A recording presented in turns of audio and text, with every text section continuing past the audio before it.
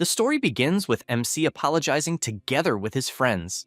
This is because he was late with the promotion of Evergreen, the best resort destination in the South. It is a very warm place, an ultra-luxurious resort where you can enjoy a romantic getaway. You can swim with the turtles, as well as experience a four-dimensional underwater adventure. If you have not tried it yet, you should do it immediately, as it is a place with a rich gastronomic culture. The craftsmanship is the best in the world, with premium quality that no one else can match. It is not only fun in the summer, since Evergreen has the whole year to enjoy. Whether young or old, man or woman, this is a city worth visiting for everyone. After Dominic presents this project, he asks what they thought. His colleagues do not know what to think, and Callan complains, since everyone is starving and he no longer wants to work on this project. The dwarf agrees, because continuing to work without eating is horrible. Cindy is even crying because she felt embarrassed and even used up all her energy. Patrick says he is busy and still insists on doing this work. MC questions whether they really thought they were going to do all of this on an empty stomach and shows that he prepared samgyetang, since nothing beats it for recovering energy. Everyone's expressions change completely, since now they will be able to eat and get back to work. A few years earlier, MC was lying on the ground. At that moment, Callan arrived with his gang, asking how he managed to get to that place. MC does not really know what to answer and simply says that he walked a lot. He says he understands and, laughing, wants to know if he is good at anything. Dominic thinks about this, and sometime after that event, he throws a huge pot of food onto the table and calls everyone to eat. The village seemed calm until everyone appeared running like crazy, since they were starving for lunchtime. They approach as if they had not eaten in more than 10 years, and MC shouts for them to get in line in an orderly manner. Everyone obeys without complaining and is served one by one. Dominic is responsible for lunch in that village. The town is called Evergreen, a fishing village so small that it does not even appear on the map. It was founded by retired mercenaries, but deep down, they are genuinely good people. MC is a war refugee, but even so, he was taken in by the bald man. As a refugee, he faced nothing but indifference and contempt, and these mercenaries extended a hand to him and saved him. And so, 1 year after settling in the village, he was able to show his gratitude as a cook. Callan picks up the spoonful of soup and is amazed by the flavor, since it is absolutely incredible, as always. That day's lunch was a creamy soup with sautéed vegetables and grilled homemade sausage. He started by sautéing the carrots, mushrooms, potatoes, and onions until they became tender. Then, he added the flour and milk base, letting it cook. Finally, he seasoned it with salt, finishing it with a touch of herbs for aroma. He knows it is a simple creamy soup, but it was definitely enough to make everyone happy. The village chief asks if the sausage he is seeing was not made the day before, and even so, he devours it like crazy since it is delicious. MC knew the sausage would work, and now that he has perfected his recipe, he will be able to sell it for good money. Only then does he notice Alta and calls the bald man's attention, since he is skipping the vegetables. Callan asks him not to complain, since not even his wife complains that much. Dominic does not care about that, because he is old enough to know that he must eat his vegetables. He realizes that he is carrying the old habits from his past life. This is because he was a nutritionist in the Republic of Korea. He was an ordinary office worker in his 30s, and that was his past life. Callan asks MC if he will be free on the weekend, since, starting next week, Dominic will be the village chief. MC does not pay attention at first, and when he realizes it, he is shocked by this absurdity, to the point of shouting what he means by that, and how he can say something so huge so casually. Callan tells him not to worry, since being village chief is not a big deal. Another man approaches and says that most village chiefs do not know how to read,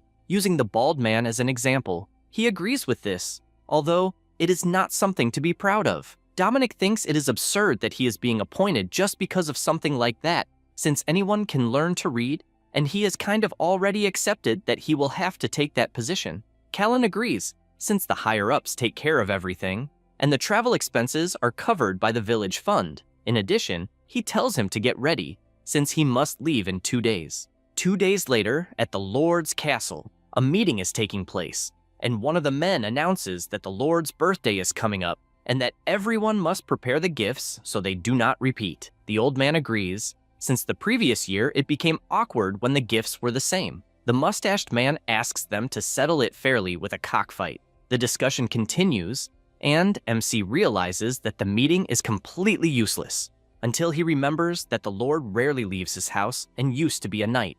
At that moment, Wayne, the maid, appears, asking them to eat and only continue the meeting afterward. Dominic is happy, since he will finally be able to taste the castle food, and follows the maid, already imagining that he will need to ask for the recipe. As he approaches, he is amazed by how beautiful the dishes are. The bread is tasty since it uses high-quality flour. The seafood stew has an incredible flavor, but one thing impressed him more, which was the grilled intestines. The chef is surprised that he knows this dish, and Dominic starts drooling, since it is the first time he has seen it, but the intestines were cleaned in a surprisingly good way, and he admits that he had no idea he was in the presence of someone so skilled. The chef thanks him and says that the Lord eats all kinds of meat, so he became skilled in that area. He serves a little more and decides to ask if, by any chance, the village has already decided what birthday gift it will choose for the Lord. MC says no, since he has not thought about it yet. The chef approaches and suggests offering a barrel of alcoholic drink instead of meat. Dominic is not confident because the village does not have anything of that quality, but the man tells him not to worry, since, when it comes to alcohol, the Lord drinks anything. MC thanks him for the suggestion, but imagines that if the Lord eats like this every day, gout will come knocking at his door. The chef does not know what he is talking about, and he explains that it is a condition that causes a lot of pain in a person and usually starts in the toes.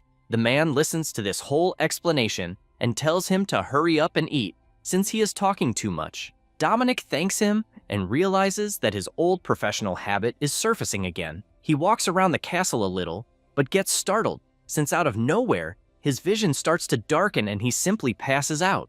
A group of people appears and carries him to another room. Sometime later, he wakes up and notices that someone is in front of him. Sinclair apologizes, because he did not want to be so brutal. Dominic says there is no problem, but inside, he has no idea what the hell is going on. This is because there are two armed guys, and one wrong move could get him killed. He does not really know how he should address him, and one of the guards tells him to only speak when ordered, but Sinclair tells him to lower his tone of voice, since he is being irritating. The man immediately bows, apologizing, and the bearded man introduces himself as the former lord of that territory. The MC shouts, apologizing if he did something wrong, but the man tells him not to make noise as he had asked before. Only then does he realize what might be happening and asks if he really has gout. Sinclair confirms it, despite not even knowing what it is, and asks if he knows anything else about this curse. The MC cannot believe the guy is calling gout a curse.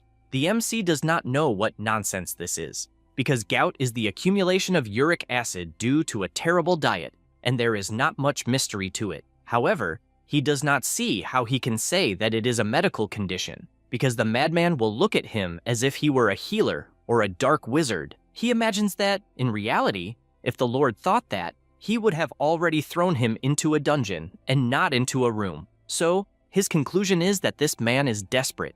Imagining that, he asks if the swelling was sudden and if a sharp pain appeared around the toes or ankles. That is because the pain tends to be stronger at night or in the early hours of the morning, and sometimes it is not the feet. It can start in the elbow or in the joints, and he asks if the description is more or less like that. Sinclair confirms it, since he was accurate. Dominic does not beat around the bush and explains that it is not a curse, but a condition called gout. The elder becomes confused by this and asks what causes this condition. He answers that the main reason is diet. That is because there is a compound called purine present in large quantities, and it is a combination of factors that makes the problem start at the tips of the feet. The Lord does not quite understand, since he has lived like this his whole life and has always been in perfect condition. The MC believes it is possible that the digestive system weakened with age and accumulated it over the years, and points out that since he is not a doctor, he is only giving his best guess. The guy does not understand how he can know about such a rare condition without being a doctor. Dominic knows that this is exactly the moment when he needs to speak up. He explains that he traveled with a master who used to say these things and believed that medicine and food share the same root. He was taught that there are 5 vital energies in the world, and that eating in harmony with these energies helps drive away diseases. Sinclair thinks about this and asks the name of this master. Dominic starts crying and answers that his name is Heojun, and that he misses that person very much. The Lord thinks it is a very unusual name, and judging by the way he is crying, apparently he was a very important person. He asks to be allowed to think for a while,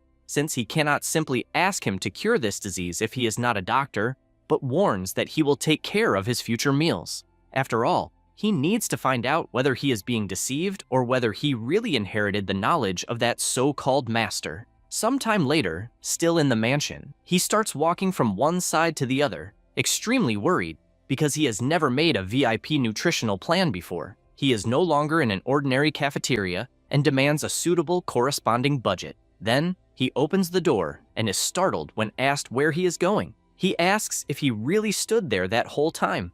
Ian, who is a gentleman of the family, answers that he is serving his master, but the MC sees it more as surveillance. Then, he says he needs to prepare the old man's diet to improve his health and did not expect to have to meet his personal doctor and his head chef. The blonde guy thinks this is impossible and says that everything mentioned is confidential information related to the elder, and someone from outside should not know that. Dominic does not care about that, since he received orders to prepare a meal plan for the head of the house. But the bodyguard says that order was not serious, since he only needs to make a list of healthy foods. The MC says he understands, since if something goes wrong, it will be the knight's fault. And here's the guy saying that it is pathetic to think food could cure a medical condition. This irritates him to the point of calling him to make a bet, since he can relieve the Lord's condition with food alone. After all, for some, it is just a meal, but for others, it is more than that. Ian thinks this is fair, and says he is not mocking those who starve, because he just believes it does not work as medicine. Dominic tells him not to get in the way. After all, he received direct orders from the elder and intends to obey them. The knight finds that tone of voice quite bold, but he does not care, because despite speaking to a knight, he is a guest of the elder himself. As soon as he thinks that, he is startled when a sword is pointed at him and says he will not try anything because he was only going to the kitchen. Upon arriving there, the chef asks if the charlatan is still alive. The MC worries about what this guy said to the elder and warns that he is in charge of the Lord's meals for the time being. The chef is startled upon hearing this and asks if, by any chance, Homero Rato is planning to steal his position. He answers that he is not, since he is only going to prepare some ingredients. The chef is not sure whether to accept this and asks how he will separate the ingredients. Dominic says he wants to see what the Lord ate before, so he can prepare something suitable. The knight does not believe that there are ingredients suited to someone's constitution, but the MC picks up a potato and explains that mana itself follows the constitution. So, the ingredients grow by absorbing that mana. The chef more or less understands, because apparently he will choose ingredients that are not suitable for the elder's constitution. Dominic realizes that this world is quite fragile, and that using terms like nutrients and compounds will not work, because no one will understand him. Then, he comments to Ian that he heard the Lord was a knight who reached an extraordinary level in his prime. The blonde guy confirms it, since his boss was even part of the Imperial Guard, but now he is retired. He still trains alone from time to time, but it is very different from when he was active. The chef comments on the elder's food intake, since, even though the leader trains less, he still continued eating the same amount of food. After all, his appetite never changed, and he eats approximately 1.5 times what a normal person would eat. The MC sees the problem, since the Lord eats too much, and to make matters worse, there is always meat in every meal. This catches the guard's attention, and he mentions that whenever the Lord does not feel well, he ends up eating even more meat on purpose. Dominic goes into shock upon hearing this, because it is madness. The chef calls attention to it and mentions that a sick person must eat plenty of meat and fish, and that is how one builds strength to fight diseases. Dominic knows that, in reality, this would only make anyone's situation worse, because during the Lord's active days, his digestion was strong, so he did not have so many problems. But now, he can conclude that these mistaken beliefs caused the disaster they are facing. Knowing this, he orders that, from that day on, Sinclair's table will have no red meat, no fatty fish, no seafood, and no alcohol. The chef panics, since, at this rate, the elder will die, because he only wants to offer a little chicken, white fish, and eggs. The MC takes his hand and asks him to have faith, especially because his own life also depends on it. Sometime later, that night, the lord of the mansion stands before his meal and asks if this is some kind of joke. His expectation was that every day there would be meat and whiskey, but at that moment, the table is completely unfamiliar. His children are actually finding the colors beautiful, and he laughs and decides to try it. After taking a sip of the drink, he realizes it is not wine, and the boys comment that it looks a lot like pomegranate juice and want to know what the Lord thinks. He did not think it was bad, since it has a mild acidity combined with a fruity sweetness.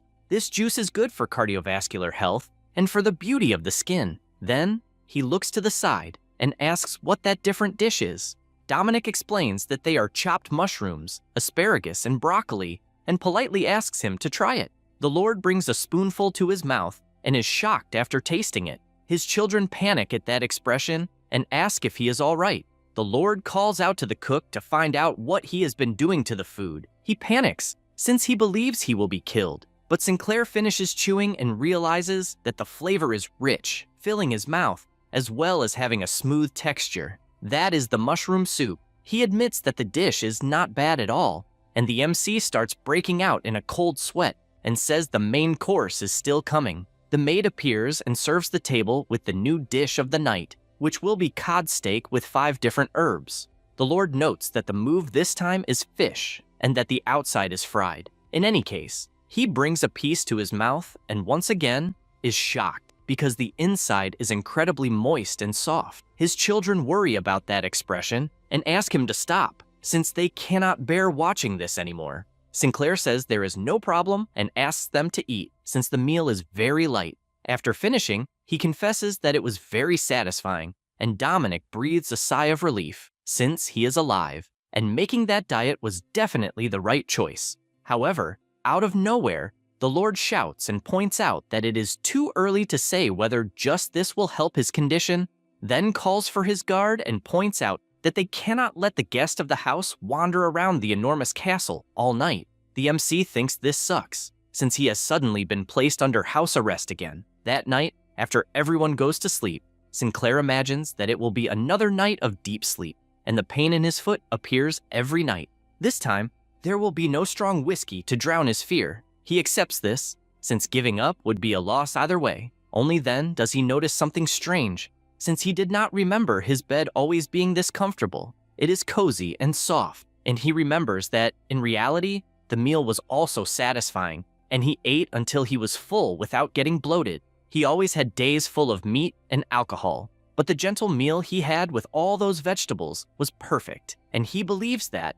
just as animals need to breathe in harmony with nature, meat and vegetables need to work together. Sometime later, the MC is outside, admiring a butterfly for being free, since he also wanted to fly freely, and he starts saying that he wants to fly beside the butterfly. Ian starts getting irritated by that request and shouts that the request makes no sense at all, and Dominic says he is frustrated since he cannot take even a single step outside, and this is ridiculous when things are out of his reach, and points out that an entire week has already passed since the elder suddenly entered training, and since he has not said anything else, that is why they are in this mess. The knight starts getting irritated with all that talking and goes back to pushing the wheelchair. Dominic takes the chance to ask what exactly changes with isolated training. He replies that, to break through to the next realm, enlightenment is needed, and isolated training is the best way to avoid interruptions. The MC realizes it is like a wuxia novel and asks how long it takes. He says it varies from person to person. The fastest takes a few hours, but it can also take years. Dominic panics, because if it takes years, he will be completely screwed. Because of that, he has an idea and says that he was not ordered to stay locked up, and since he wrote all of the Lord's meal plans, it is only necessary for the knight to be there to serve. The blondie thinks about it and realizes it makes sense. Then, that afternoon, a notice arrives saying that Dominic can return home and that they will send someone weekly to get some extra information. He is happy with this achievement since, in exchange, he will receive gold every month and thinks he is way too amazing. Ian tells him to hurry up and pack since they are leaving, but the MC does not understand why the guy has that luggage and where the hell he is going.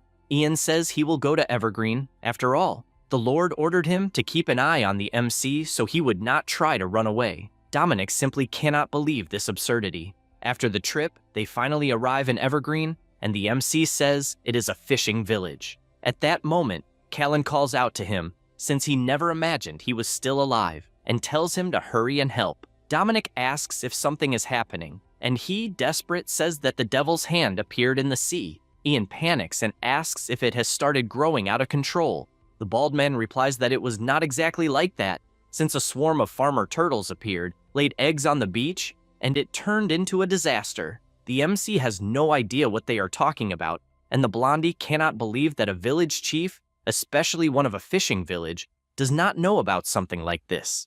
Callan explains that the devil's hand is a marine plant that the breeder turtles cultivate. It is also called the tree of the sea, and when it grows, it can surpass 3 times the height of a man and ends up immobilizing fishing boats. The turtles are the worst part, since they cultivate this plant and are incredibly aggressive, to the point of scaring away all the fish from the coast, and the fishermen end up returning empty-handed. Ian comments that it is strange, since he heard that those turtles usually stay away from beaches where people live. Callan laughs, since, in reality, he was deceived during the land negotiations, and when he founded the village, he had no idea that the farmer turtles would appear from time to time. The two think this is absurd, since it is not funny at all. They go to the coast and, looking at the sea, realize that the devil's hand is really quite large. He keeps asking him to look carefully, but the MC, even while focused, does not understand what is happening. This irritates the knight, because the devil's hand is right in front of them, and he tells him to look at the black things in the water. Dominic calls it seaweed, and Ian asks what he is talking about, since he said 1,000 times that it is the devil's hand. The MC once again points out that it is seaweed and does not understand their sudden regional discrimination, and he is even impressed that it grew so thick that it could be used to prepare an entire soup. He even starts drooling while the other two are shocked by someone saying he would eat the devil's hand. Dominic asks why they would not eat something so good, and they answer that it is simply because it is the devil's hand, and they never thought about it. The MC calls for them to leave, and even suggests to the village chief that they try it, since it is delicious. Ian just watches from afar, since he does not know whether the people of this village are right in the head. After returning to his house, he feels relieved, since it felt as if centuries had passed. The bald man also appears and asks what they should do with the devil's hand he had stored. Dominic is surprised because it has become quite dry, and asks him to hand it over, since he is going to use it. He explains that they are more useful when they are dry. Then, he rolls up his sleeve and says it is time to show his skills after so long. He starts by cutting the garlic, then the green onion, and he heats a pot over high heat, stir-frying the ingredients with oil. Ian starts smelling an incredible aroma and has, in fact, never smelled anything like this in his entire life. The MC looks at him, but the guy plays it off. He thinks this is amazing, because seeing the seasonings being used so well to the point that people realize it is delicious feels really good. There is also a lot of rice left, and he is going to be generous that day. Besides, he still finds it funny that the knight keeps pretending not to care about the food, even though it can be noticed from far away, since this is the only way he could beat a knight, as he loses in every other aspect. He starts throwing away the rice water, and Ian shouts, wanting to know what he is doing. He explains that the water should be thrown away after all. If there was anything bad, they would notice, and he starts shouting that rice contains starch, lipids, vitamin B1, B2, and so on, until the knight just accepts it, since he does not understand what the hell he is saying. But apparently, it is a good thing. Dominic says that the guy was deceived his whole life. Then, he takes a deep breath and says that he is aware that Ian does not discriminate against commoners like the other knights. After all, he treated him with respect, besides also showing respect to Chief Callan. So, he asks him not to be too strict because the food is finally ready. The knight keeps observing that beautiful appearance, and the village chief appears with a fried fish, since it was supposed to be ready together with the rice. Ian decides it is time to face reality, takes some of the soup, and brings it to his mouth. He simply cannot believe that such good food was really made with the devil's hand. Since he cannot resist, he throws rice into the soup, starts mixing everything, and devours it like a madman. Dominic just watches and asks the chief if it is good. Callan answers that it is sensational. The MC takes advantage of the fact that everyone is enjoying themselves and says that many good dishes will come from that day onward. The two do not quite understand why he said that out of nowhere. In the following days, a carriage approaches the village, and the old man says that it is a small fishing village, and for a small trading company, every customer matters. Callan gives his greetings and immediately says that he passed the position of chief to someone else because he was tired of that work. Lucian laughs at that and points out that this time they have 3 sacks of rice in case they are interested. The MC answers that he is, but asks if they happen to be hungry. The soup is served, but the old man questions what the black thing in it is. Callan does not quite remember the name of the seaweed, but tells him to try it since it is very good. His grandson, without wasting any time, starts eating and is already telling him to try it because it has an intense flavor like most seafood stews. Lucian decides to try it and realizes that the strong flavor is not from meat, but from the black thing in the soup, and his merchant instincts tell him that it is a gold mine. Because of that, he asks if the thing called seaweed has a more common term. The bald guy does not really know how to answer, but goes straight to the point and says that the popular name is devil's hand. The old man even drops his spoon on the floor from how surprised he is and asks if he is serious, because, as far as he knows, the devil's hand is a brutal and terrible creature of the waters. On the other hand, his grandson keeps asking to buy it because he heard that in the capital, unusual ingredients like monster meat are already popular, and he confidently says that he sees great potential in it.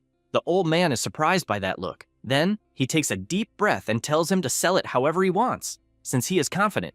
With that resolved, the MC gets their attention and, with a sly look, asks them to get to the negotiations right away. A few days later, in the Lord's territory, a worker takes a deep breath since he is very thoughtful because his wife has not recovered her strength after giving birth and is barely eating. At that moment, he smells something and realizes that there is something delicious nearby. Right beside him is Anton, asking everyone to try the seaweed, which is made with the devil's hand and is an excellent vegetable for them to eat, besides being great for pregnant women and women who have just given birth. That catches the man's attention, and he immediately buys a portion and takes it home. His wife asks what it is, and he simply says that it is something good for someone who has just had a child, and that he was even taught how to prepare it in 1 minute. Moments earlier, when Anton was announcing it, he was saying that he would add perilla oil as well. Immediately, the man asked for the seaweed, since his wife had recovered a little and needed to eat it.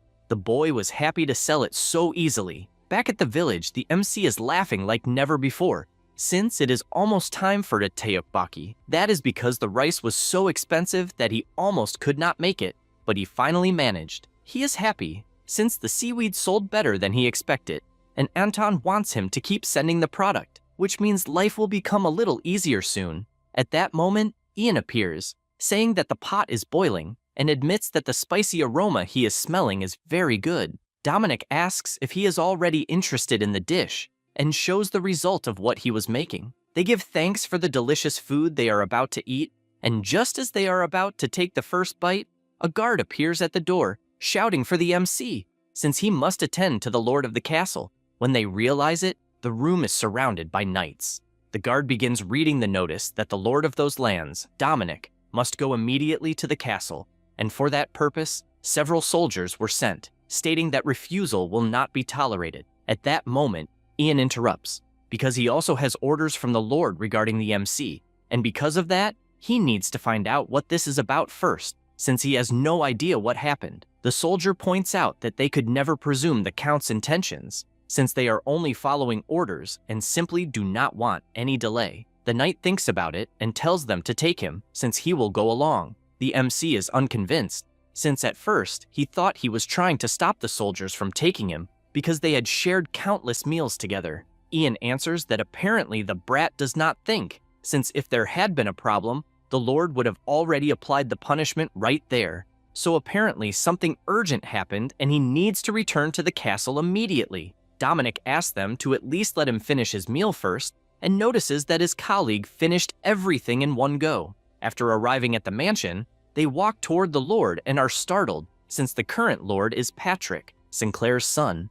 Immediately, they lower themselves to greet the Count. Patrick tells them to raise their heads and comments that he heard Dominic is supplying a different product and asks if those devil's hands really make the farming turtles go crazy for it. The MC has no idea because he has never seen a farming turtle eating that, but for the Lord to be mentioning it, it means he discovered that his advertisement was false. Immediately, he bows and says that in his community, there is a custom of cooking the devil's hand and serving it to new mothers. Patrick says he had no idea about that and admits that he never thought Dominic was a bad person since he entrusted his father's meals to him, and also asks Ian how the MC behaved in his eyes. Dominic begs him to say something good, and the blonde reveals that he is knowledgeable when it comes to ingredients, that he also has an impartial view of the world, with the courage to defend his convictions regardless of social position. At the same time, he balances ideas and reality to solve his problems and, because of that, believes he would be useful anywhere. The Count likes hearing that, since the knight is very strict and even so, praised him so much. And, since he saw that his character is good, there is nothing else to check. Because of that, he informs him that his wife recently gave birth, and the MC is surprised, as well as congratulating him. Patrick reveals that it has already been 2 days since his wife left the room, and because of that, he wants to entrust her care to Dominic because of the postpartum period. The MC realizes that it is an immediate job offer and answers yes, and that he wants 1 gold coin per week as salary. They go to the room, but Monica shouts that she does not want to see anyone. Ian tries to ask her to at least hear what Dominic has to say, but she is determined and says she does not need anything. The MC laments, since, apparently, his monthly salary has gone down the drain, and asks if the woman has always been so sensitive. He says that he never personally served her, so he cannot say for sure. At that moment, the maid appears, apologizing, because the Countess simply has no appetite. The MC thinks about this, since the Count informed him that his wife has not left the room for 2 days and is still eating seaweed soup, so she does have an appetite. Only then does an idea cross his mind, since he remembers when his sister gave birth in his previous life. His sister, after giving birth, was so swollen that she was barely recognizable. This makes him think that if the Countess has been isolated for so long, then she has postpartum edema. His first question is whether the young lady is swollen. The maid is surprised that he knows that. He explains that her body is storing water and fat to produce milk, and that diet is the most important factor for a quick recovery, and assures her that he can help her with that. The maid asks him to wait for a moment and announces that she is entering the room. At that moment, the knight calls Dominic's attention because he wants to comment on when he mentioned his strong points. That is because he believes Dominic will use those strong points to solve this problem and, for that reason, asks him to do his best. The MC is surprised by those words and asks if they are suddenly friends, and if it was because of the teokbokki dish. Sometime later, the door opens and the maid asks him to enter. Inside, Monica says that she is trusting him since he took responsibility for the Lord's meals. He notices that the situation is serious and that her self-esteem must have suffered a great blow. Because of that, he hopes that postpartum depression has not set in, because that would be bad. She explains that she is reducing her food and even so, her weight is not going down, and asks if she should perhaps eat even less. Dominic answers that no, since, in truth, she needs to eat. She is startled upon hearing this and shouts, asking if he is perhaps mocking her, since he is telling her to lose weight and eat at the same time, because that truly is absurd. He tries to explain that just as she takes medicine prescribed by a healer when she is sick, what he is giving her is also a type of medicine, and if she follows it strictly, she will soon return to her original shape. For that reason, he asks her, please, to promise that she will follow the prescribed meal plan. She says that is fine, since, honestly, she has no other option but to trust him. Because of that, she emphasizes that for the next 3 weeks, she will leave everything to him until the day she has to receive the blessing ceremony in front of everyone.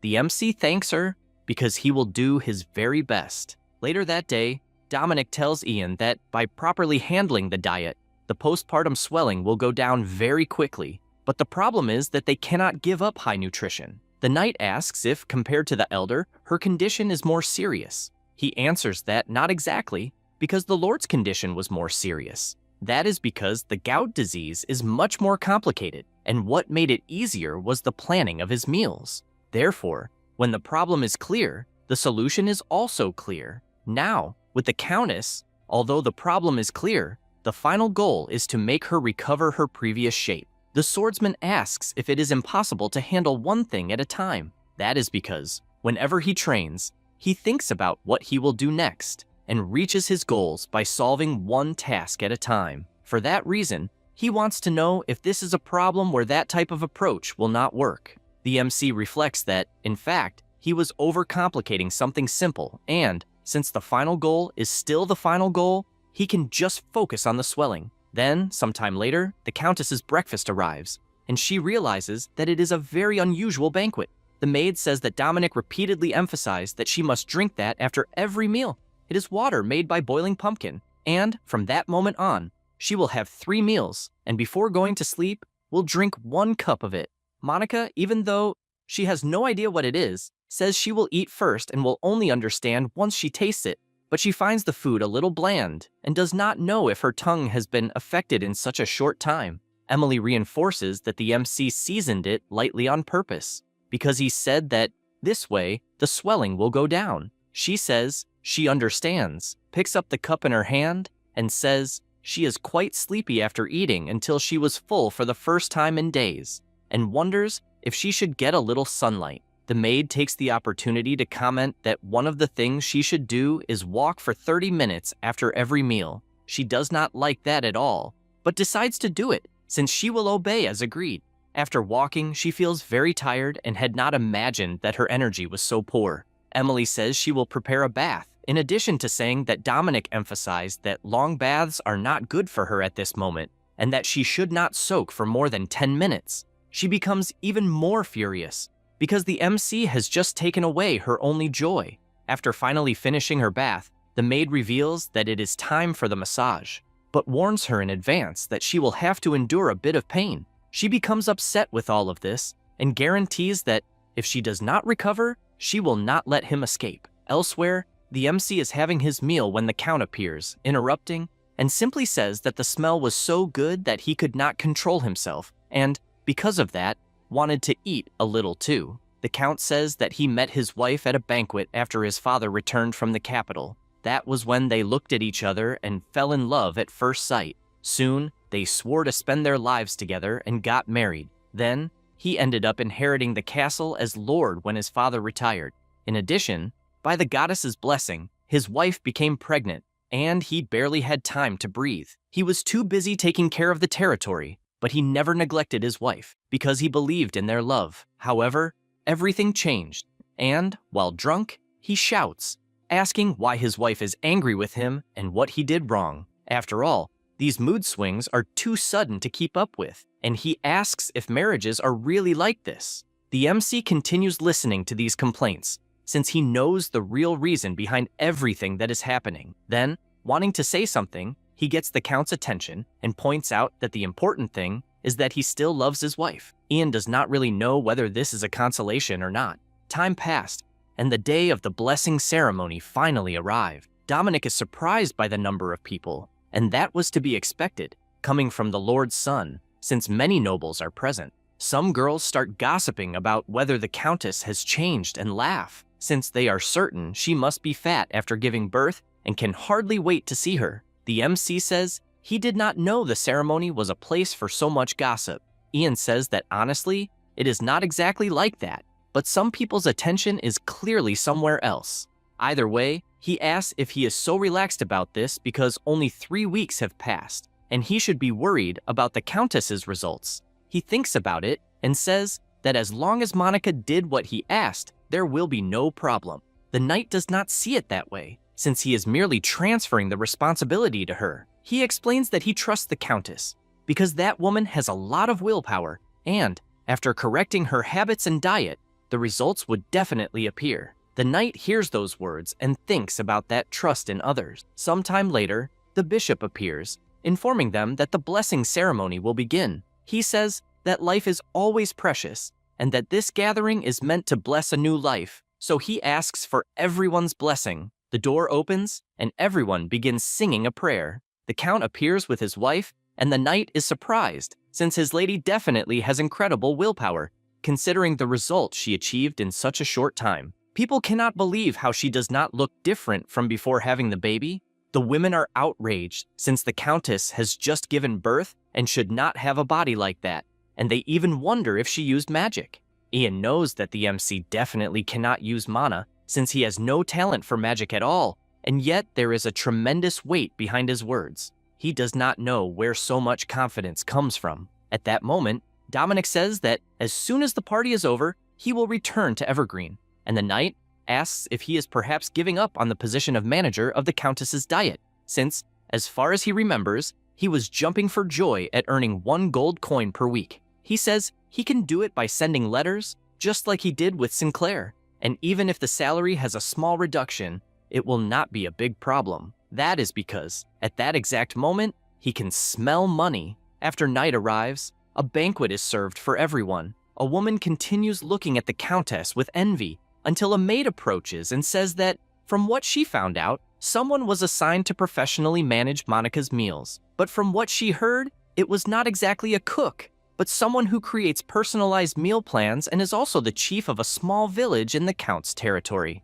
The red-haired woman sees that this is a problem, since getting a village chief is complicated, and the maid agrees, because if the Count's family finds out, it could become a problem. She knows that if she causes a commotion, she will be at the center of the rumors again, but she also cannot give up so easily, since if Monica managed to recover the body she had before, then she herself can do it too. Sometime later, after Dominic returns, someone knocks on his door, leaving him discouraged at being woken up so early. It was Callan telling him to relax, since he does not want to see someone happy so early, and he even asks if he is not curious to know what happened in the village during the month he was away. He answers that he is not, because the village chief said he would send some letters if anything happened. The bald guy tells him to forget the problems and shows him a bag full of money, since that is the fruit of Anton's seaweed sales. Dominic is surprised, since this implies that Anton separated the company from his grandfather. The village chief confirms it,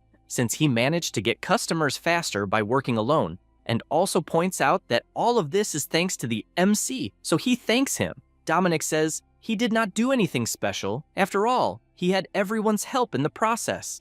Besides, he remembers that, in truth, he arrived at a good time, because he wants him to look at something. He shows a map and says that if this works, the village's villagers will never need to worry about their next meal again. They go to the beach, and the MC comments that the water there is pink, and since the coastline curves inward, the waves are incredibly calm. The bald guy agrees, and that is exactly why the fishing boats cannot pull their nets there, so it is basically a dead zone. Dominic adds that even the monstrous farming turtles cannot get close, and it is a waste of a place, because it is perfect. Callan realizes he has heard enough, and wants to know what crazy idea he came up with. He gives a broad smile, and says they will sell the concept of returning to nature. The main attraction will be relaxation, a place to heal the body and soul. In short, they will build a luxury resort. The villagers just look confused, since they have no idea what he is talking about. Sometime later, Ian also arrives at the place and also does not understand what kind of madness is going on there. Everyone is working frenetically, just like the MC, who seems more like he is dancing with the tools. A swordsman takes the chance to ask what the hell he is doing, and he explains that he is more or less supervising the construction project. He points out that it is the strangest supervision he has ever seen in his life, and tells him to hurry up, since he will accompany him. The MC does not understand where they are going, and he says they are going to the meeting of the village chiefs, since 1 month has already passed. Back at the Count's mansion, one of the village chiefs points out that they will prepare a gift for the Count's son, and cannot outdo the other villages. Everyone agrees, and starts suggesting what color each one will give. Dominic thinks this is a pain, since they are fighting over colors, and could simply draw sticks. At that moment, the maid appears, informing them that the soldiers are training outside, and that, after that, the Lord plans to have dinner with everyone. Everyone gets excited about finally being able to see the Count, but the MC does not understand why the hell they are excited to see some guy's face. He does not care about that and goes outside. After passing through the training field, the village chiefs laugh at the troops' sloppy training, since they are getting exhausted very quickly, but they also worry whether a war might be happening, even though they are only there for a visit.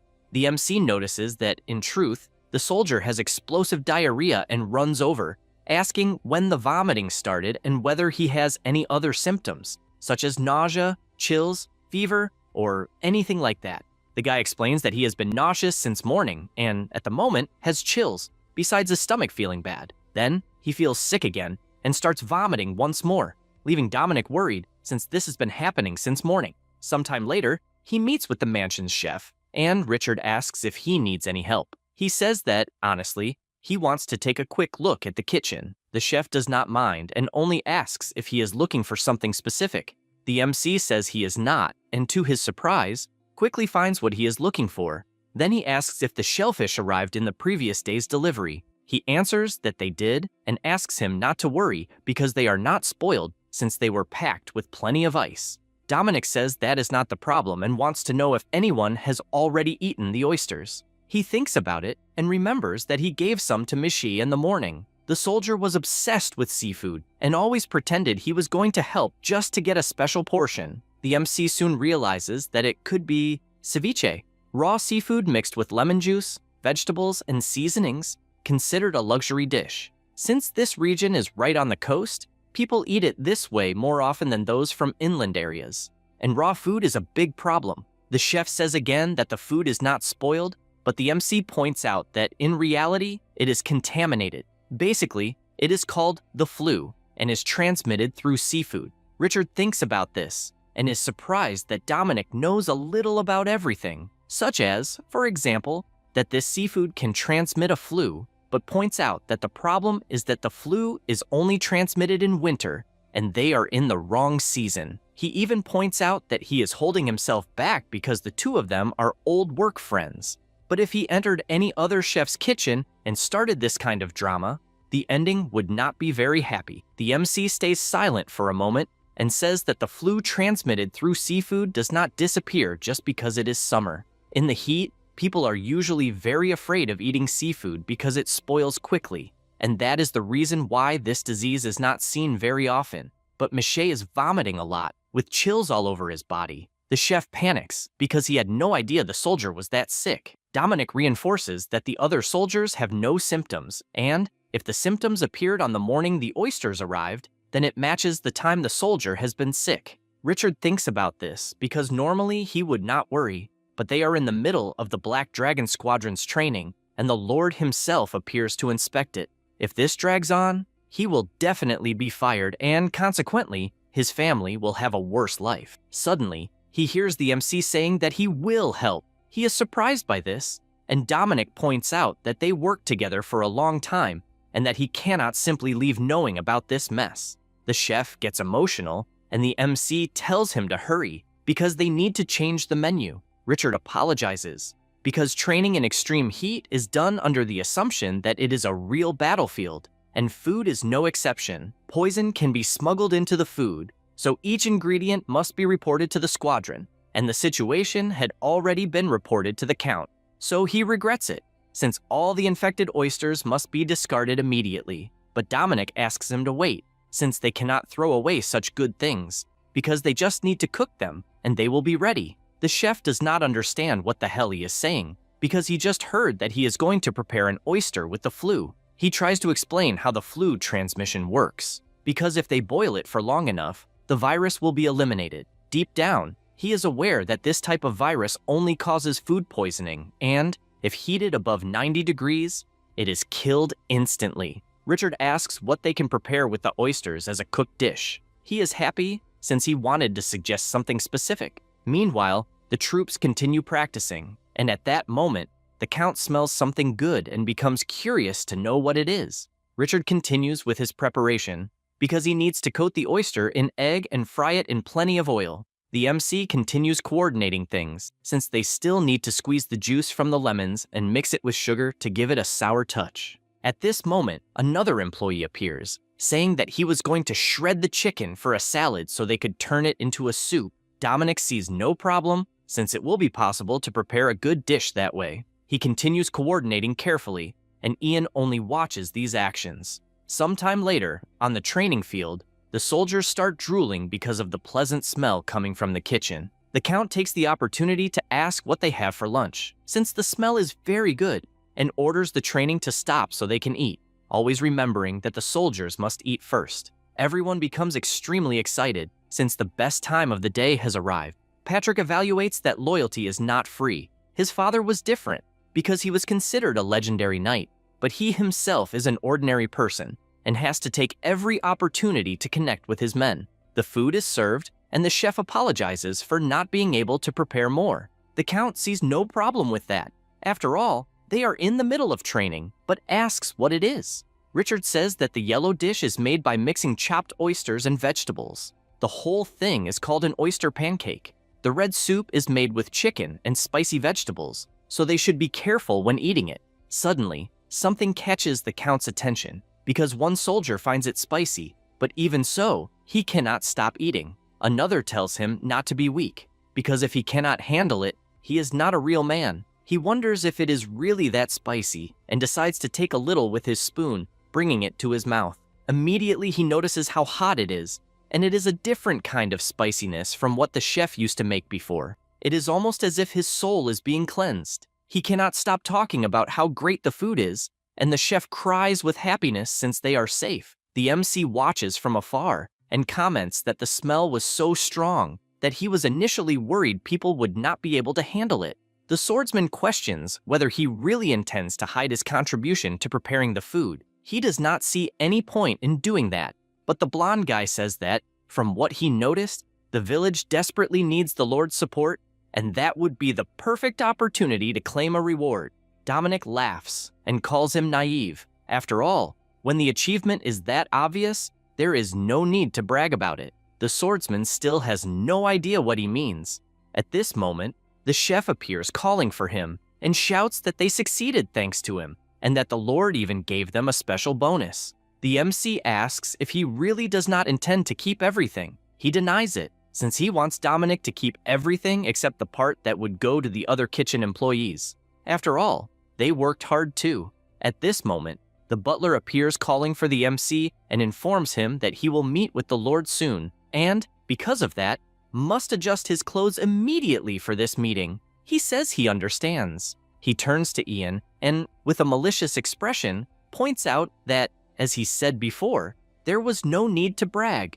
The swordsman gets irritated by this, since the guy is bizarrely strange. Later that afternoon, at the mansion, the Lord thanks the MC for his help in curing a soldier, and says he no longer even remembers how many times he has helped the kingdom, and admits that, thanks to him, the soldiers had a delicious meal. Dominic thanks him for the compliments, and deep down, had imagined that the Count would notice the difference in the food, since his meals are always made by the same chef. Patrick thinks more carefully about the meal and asks whether, if he offered him responsibility for the kitchen and the mansion's affairs, he would refuse. Dominic feels honored, but points out that he already has a talented chef, and besides, the fishing village is betting its future on his project, so he cannot afford the luxury of leaving. The Lord is intrigued by this project, and the MC sees the golden opportunity he had been looking for. So, he explains that Evergreen has always been a deserted fishing village. Things improved recently with the sale of seaweed, but that will disappear as soon as the farming turtles leave, and that is why he has been racking his brain to make sure his people never go hungry again. Patrick understands what this is about, since he is promoting this business through his own efforts, and says he will support everything as planned to help. However, Dominic points out that he does not need charity. The hall falls silent for a moment, and the swordsman becomes confused, just like the Count. Meanwhile, elsewhere, Rondo complains that his stomach hurts and says that if that bastard Anton had not started selling seaweed, his trade would still be well under control. The subordinates remain silent, and he shouts, wanting some solution since no one is saying anything. They look at each other and ask if they should just get rid of the brat or maybe set his warehouse on fire. The merchant gets furious about that, since he is not some bandit and already abandoned the life of a mercenary 10 years ago to become a merchant. A man reports that, from what he heard, Anton's success is due to the chief of a fishing village, and that this person was the one who discovered how seaweed could be profitable. So, if they take care of that chief, Anton's business will collapse. The other subordinates think this idea is brilliant, and the merchant thinks it is great, ordering all the thugs to find the MC and break his spirit in half. Back at the mansion, the Count asks if he understood correctly, since he does not need help. Dominic confirms, because he does not need charity, but instead asks for an investment. Patrick asks for more details. He explains that if the capital invests initially, he will be able to repay it with significant profit. The Count hears this, tries to hold himself back, and bursts out laughing, since Dominic is much more interesting than he thought, because the world is full of people trying to steal from him, but he wants to make a deal and is even promising a return on the investment. And since it is a deal, he assumes he has some terms prepared. He says yes, and hands over a document for him to analyze. The Count looks at it carefully, and from what he understands, he wants the money, but does not want the Lord to interfere. He likes that courage and informs him that he will provide the funds he requested, and the repayment period will be 10 years. In addition, he will set the interest rate below the banking association's average. That said, he concludes that he realized he was wasting a talented administrator in the kitchen and asks him not to disappoint him. The MC thanks him immensely for this generosity, and the one who becomes happy about it is the Lord, because perhaps his territory may finally gain a landmark that even the nobles of the capital will envy. Back at the village, the bald guy imagines that he is in a dream because the Lord is really investing in the village, and that is a huge achievement. The MC laughs and points out that he is holding the paper upside down. Then, he says they need to speed up construction and that it is a great day to have a barbecue and drink until they are full. Meanwhile, near the village, the thugs finally arrive, and all they can think about is that it has been a while since they truly had fun.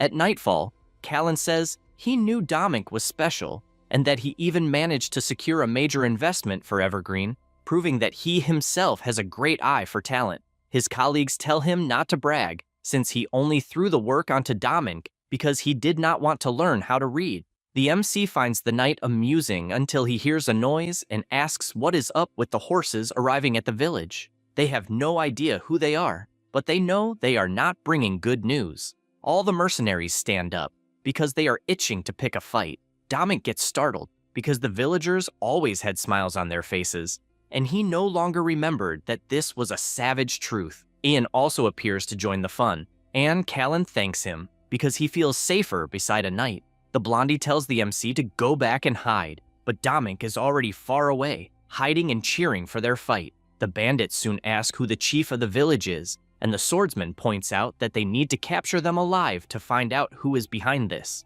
Callan says he understands, and everyone charges forward, taking down horse after horse and causing chaos on the battlefield. The bandits do not understand how mere fishermen are so strong. They get beaten one by one, and the MC stays quietly watching from afar. He reflects that he has never seen the villagers fight before, and thinks it is much more exciting than watching fights back in his school days.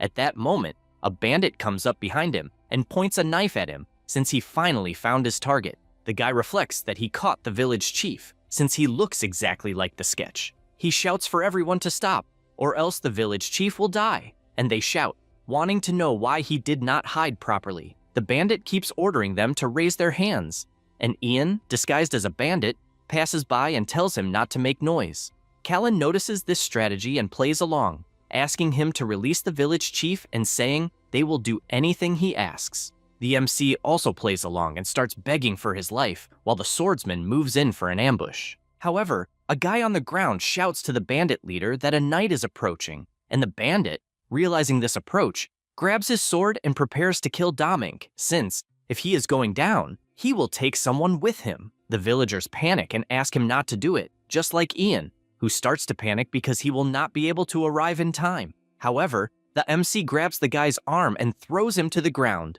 leaving even himself confused by it. The bald guy asks what that was, and he answers that it was a shoulder throw. Only then does he wonder if he really did something like that, and if by chance he is some kind of prodigy. The villagers go over to him because they are worried. On the other hand, Ian keeps watching from afar, since he ended up seeing some kind of mana coming out of Damink. After all the bandits are arrested, they realize they are from the Merchants Guild. Anton confesses that he was already worried about those scumbags showing up at the store and that it was too good to be true. Besides, their reputation is absolute trash, and they will do anything for money, no matter how dirty it is, though he never imagined they would resort to blatant robbery. The guy laughs after hearing that and asks if, by any chance, he knows who Rondo is. Since the group is made of bandits and does not take orders from anyone, the MC bursts out laughing and asks if he really does not know that merchant. He comments that he was going to let one of them leave if they cooperated and that he would pretend he saw nothing. Suddenly, one of the bandits volunteers for that, and the group gets furious, since the guy had just said they were a group of bandits. Dominic is surprised that someone pretended to be dumb just seconds earlier, and points out that this only makes him an even bigger bastard, so he is out of the selection. The bandit cannot believe this absurdity, and the group is pleased because justice prevailed. Once again, the MC asks if there are any volunteers, and a boy in the middle of the group replies that he has only been in the guild for 3 months, and that this was his first mission, so if he forgives him, he promises to live an honest life. Ian decides to check and says that, in fact, the boy's hands are still soft, so he does not seem to be lying. They decide to choose this boy to take outside, and by the way, he gets emotional for being chosen. After going somewhere else to talk, Dominic asks if the Merchants Guild gets cheap supplies because it runs its farms for next to nothing. The boy says he heard that the farmers are people who failed to pay their debts, and the guild took over those lands through usury. The MC finds this strange and asks if there is no legal limit on interest rates in the Count's territory. The boy is surprised that he knows that and apologizes, since he is not an intelligent guy who can read like the village chief, so ordinary people have no way of knowing complicated things about the law. The MC realizes that people are the same everywhere and asks for more information about what he heard in the guild. He says that the bandits frequently invade small villages and stores to threaten and assault them, and although it has not been proven, it was said that they were going to intentionally set fire to a rival guild. Anton is startled by this absurdity, since it is now clear that the incident that happened was caused by Rondo's Merchants Guild, so we ask for proof that the leader ordered everything. The boy is not sure if he can help,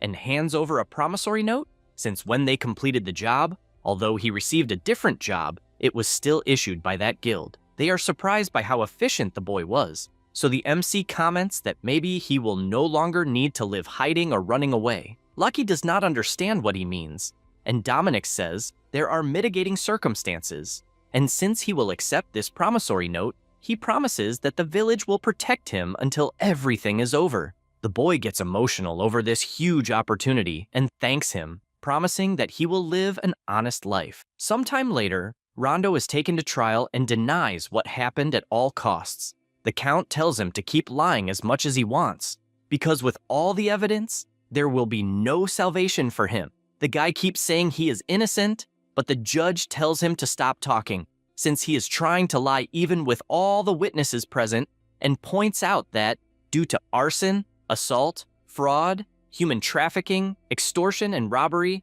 all the guild's assets will be seized as payment, part of which will be used to compensate the victims. In addition, he will be sentenced to forced labor with no possibility of pardon, and his destination will be the Bailey mines. Rondo panics and questions what the bastard is doing at that moment. The Count finds this absurd, since clearly there are people accepting bribes from this piece of shit, and the judge guarantees that he will hunt those people down to eliminate them. He hands over the list of the Merchants Guild's assets, and Patrick notes that there is a lot to learn, and that everything must be put up for auction immediately. The judge informs them that the auction will begin immediately. From afar, Ian asks the MC what his next plan will be. He intends to get as much as he can from this auction, because he especially wants the farm Rondo used for his ingredients. The swordsman finds it strange that he wants the farm and not the guild as a whole. He explains that in order to properly launch the care center, he will need the farm. At that moment, the judge informs them that the auction will begin and that each person can only bid on 2 items that day. People think this is ridiculous, but they are informed that this is the Count's decision because he believes it is unfair for some people to monopolize the seized assets. The people reflect that it makes sense and that they should think carefully about what they will choose. Dominic worries about this, and, looking at Patrick, sees the Count giving a thumbs up. This makes him happy, since his plan is getting closer and closer to working. The auctioneer starts listing the auction items, such as the guild building, Rondo's residence, among others. Dominic keeps praying to be chosen, until it is announced that there will be the Lutvia farm. His eyes light up, since, as there is a limit to how many items one can bid on, there will not be much competition, and he hopes he will be the only one interested. With that said, the auction begins. The items are auctioned off one by one, and the next is a dress that Rondo liked to wear. People start whispering about the value, and Dominic comments that he would never accept that even if someone paid him. However, number 35 raises the paddle for the item, and since there was no competition, he becomes the new owner of that outfit. This suspicious guy says the dress is of high quality, and that he will give it to his wife as a gift. The two are sure that is exactly what will happen, and at that moment, the Lutvia farm is announced. He finally sees that the time has come, and the auctioneer points out that the farm is not very large, but the soil is fertile, so anything will grow well there. However, it is surrounded by mountains, which makes expansion difficult, and the road is nothing more than a narrow trail. The current workers are people who could not repay their loans, so all of them will be dismissed, and new employees will have to be hired. People think it is absurd to auction something like that, because just what they will have to pay to expand the place will take an eternity to earn back. Ian asks if he really wants to buy a condemned place like that, and without thinking twice, he replies that it is the perfect place. After obtaining the farm, they go to make a toast, and Anton congratulates him on this new achievement, because even though it is small, it is a solid farm, and he can hardly believe his luck in getting it for the starting price. The MC laughs, since luck had nothing to do with it, because it is simply the heavens rewarding him for being a good guy. But Anton is curious to know the truth about why he bought this farm, and whether he is really turning it into a community farm for the village. Dominic does not really know what to say, and says that, in reality, he needs his friend to find some specific seeds. The boy has no problem with that and asks what he needs. He shows him a list, and Anton emphasizes that getting them is not a problem, but with this variety, he will need to combine them with fertilizers, and it may take some time. The MC replies that he will not need any fertilizer because he will use everything natural. Anton is surprised to hear this and tries to explain how agriculture works, since, as far as he knows, Dominic is a fisherman, but the MC interrupts, saying he is not a fisherman and knows a lot about agriculture, since, apparently, his friend has never heard of organic farming. Ian starts to worry about what Dominic is up to this time. Anton does not really understand how this will work, but says that if he will not need fertilizer or pesticides, he should be able to receive the seeds in about 4 days. The MC thinks this is perfect, since he will be able to pay with seaweed and dried mussels, and they go back to toasting to the success of the village. Sometime later, they leave by carriage, and Dominic, who is feeling sick, asks them to stop, since he is not vomiting on purpose, especially because he does not even think that makes sense. Ian thinks this is annoying and reinforces that they made it clear at the auction that the road to the farm was bad and that he should not have drunk so much the night before. Because of that, he tells him to endure it like a man, and they continue traveling along the bumpy road. Sometime later, they finally arrive, and Dominic even likes the place, since everyone said it was small, but he expected much less. He finally understands why it was expensive for its size, since the soil is incredibly fertile. Now that they have seen the property, he believes they should deal with urgent matters, starting with curing the hangover. The swordsman asks if he is not going to explore the farm more, but he is not too worried about that. After all, it is not like the land is going to run away. So first, he starts boiling water to prepare his hangover-curing soup. He picks up a red liquid, and the blondie has no idea what it is. He has a suspicious smile and says it is frozen ox blood. Ian thinks this is disgusting and asks if he is really planning to eat something like that. The MC understands that some people simply cannot swallow it and tells him to relax, since he will give him seonji. That said, he continues with his preparation. While the seonji and offal are cooking, he prepares the pre-cooked ujeojil that was squeezed at the inn. It is seasoned with soy sauce, chili paste, chili flakes, black pepper, among other things. He already starts to feel better just from the incredible smell. Suddenly, Ian asks to use seonji in his dish too, and Dominic finds this strange since he thought he did not want it. He gets a little embarrassed but says he will try it. Then, it is time for the final touch, which is some sliced cheongyang peppers, a bowl of fresh rice cooked on the stove, and finally the dish is complete. He wonders if he made too much, since he ended up making huge portions without thinking. Either way, he knows that if there are leftovers, he can eat them the next day. Without delay, Dominic brings a portion to his mouth and feels his body catch fire from the amount of pepper, and nothing beats that for curing a hangover. His eyes are on fire with how good it is, and the swordsman just watches in silence, unsure if it is really safe to eat, since deep down, he wanted to see how commoners live, but still has a long way to go. When he gathers his courage and brings a portion to his mouth, before he can eat, he hears someone shouting. The MC imagines they must be the farmers who work on the farm, but these people had blood in their eyes, making it clear that the two of them are not welcome. The group asks if the MC is the new owner of the farm and asks him to listen carefully, since they will not be anyone's slaves. Dominic replies that he knows that, and that, in fact, no one there is a slave. They get confused by this, and the MC points out that, apparently, the group has been deceived their entire lives. At that moment, a boy appears.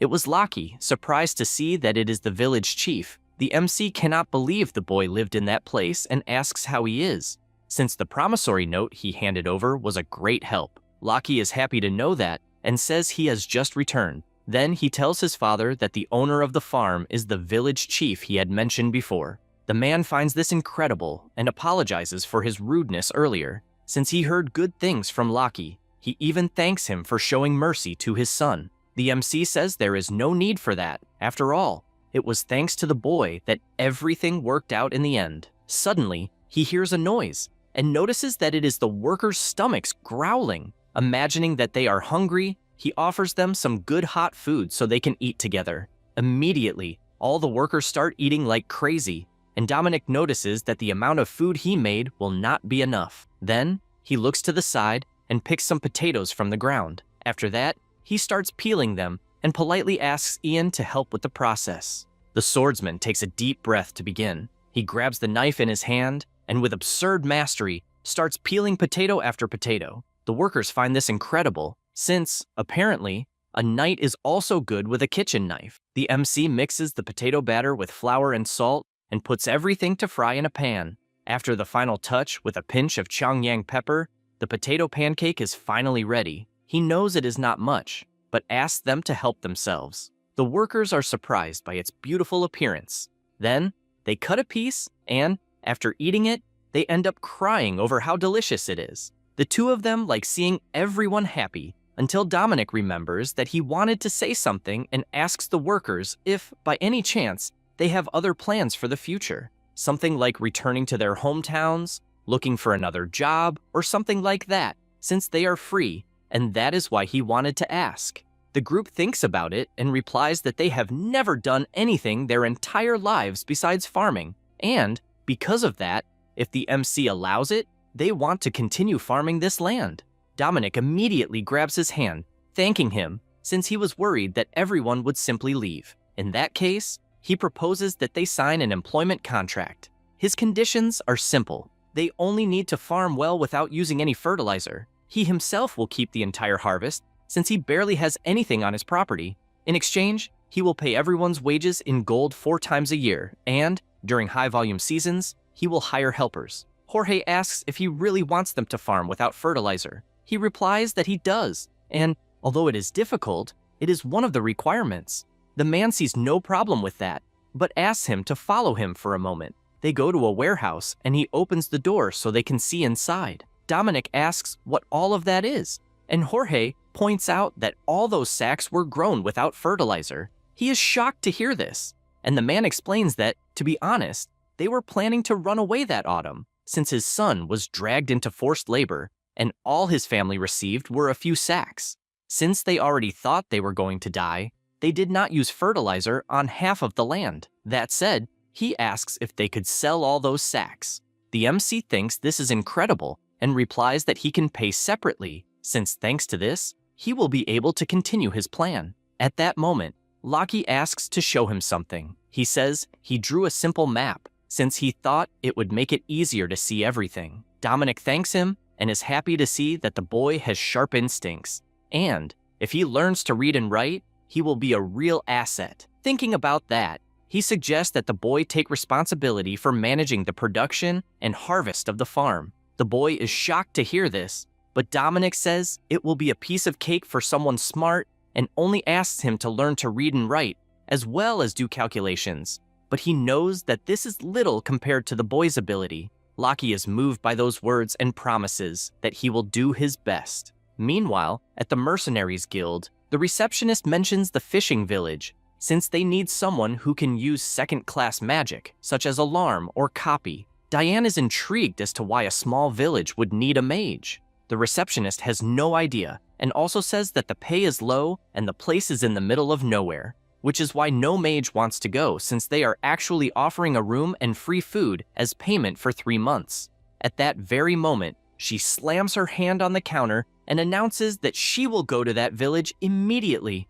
After some time, she arrives at the village and is surprised by the view, since it is far too beautiful to be a simple fishing village. The children are also playing everywhere, showing just how peaceful the place is. She sits down and admits that, at first, she was worried because it was in the countryside, but she believes she will have a lot of fun over the next 3 months, and that, this time, she chose the right job.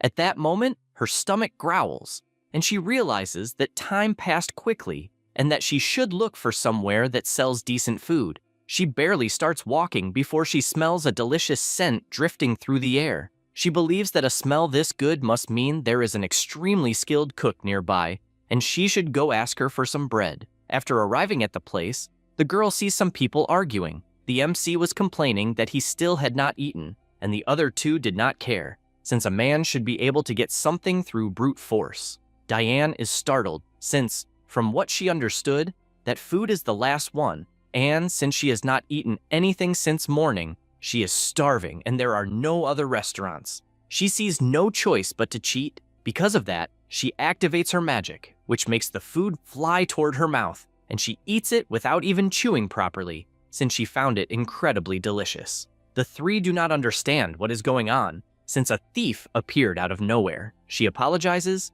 saying she was so hungry that she lost her head, and introduces herself as a third-class mage, saying that she came at the request of the Mercenaries Guild, and even apologizes for the bread, saying she will pay for it. Dominic introduces himself as the village chief and says there is no problem, since they are just getting to know each other. However, she talks about the bread once again, and asks if he really made it by himself. She also wants to know how he made it, and if, by any chance, he can make more, because she has never tasted anything like it. The MC is surprised by so many compliments and sees a great opportunity. A few days later, the mage is teaching at the school as one of her duties, and the MC thinks this is very good, since the children will grow up learning very well. The swordsman is not sure about that, since Dominic is probably the only person who would hire a mage to teach mathematics. He thinks it is a good idea, since they can get free education by providing 1 extra snack a day. Then, he says that construction is almost finished, so he will be busy with those preparations.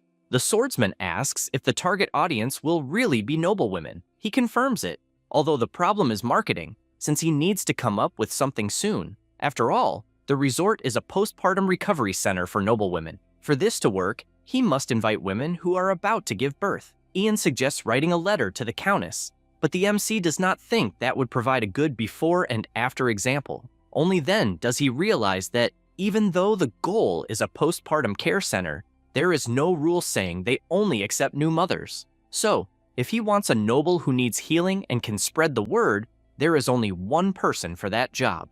A few weeks later, a carriage arrives at the village, and Viscountess Noella thinks the coastal village is well maintained. Her husband believes it is just a fancy inn and asks if she wants that village chief so badly. She points out that he is only saying that because he did not see how Monica looked after giving birth, and, because of that, she needs to recruit him as her personal chef at all costs. She heard that the MC did not even invite the Countess and believes he was disappointed because he received little gold. So all she has to do is show a little generosity, since if he goes of his own accord, the royal family will not be able to complain. A few hours later, Dominic welcomes them, introducing himself as the resort manager and village chief. Noella is happy that they finally meet, since, in reality, she wanted to speak with him personally about Countess Monica. He says it is a great honor that a VIP like her remembers him. She does not understand the acronym, and he explains that it is just slang his team uses to refer to very important people.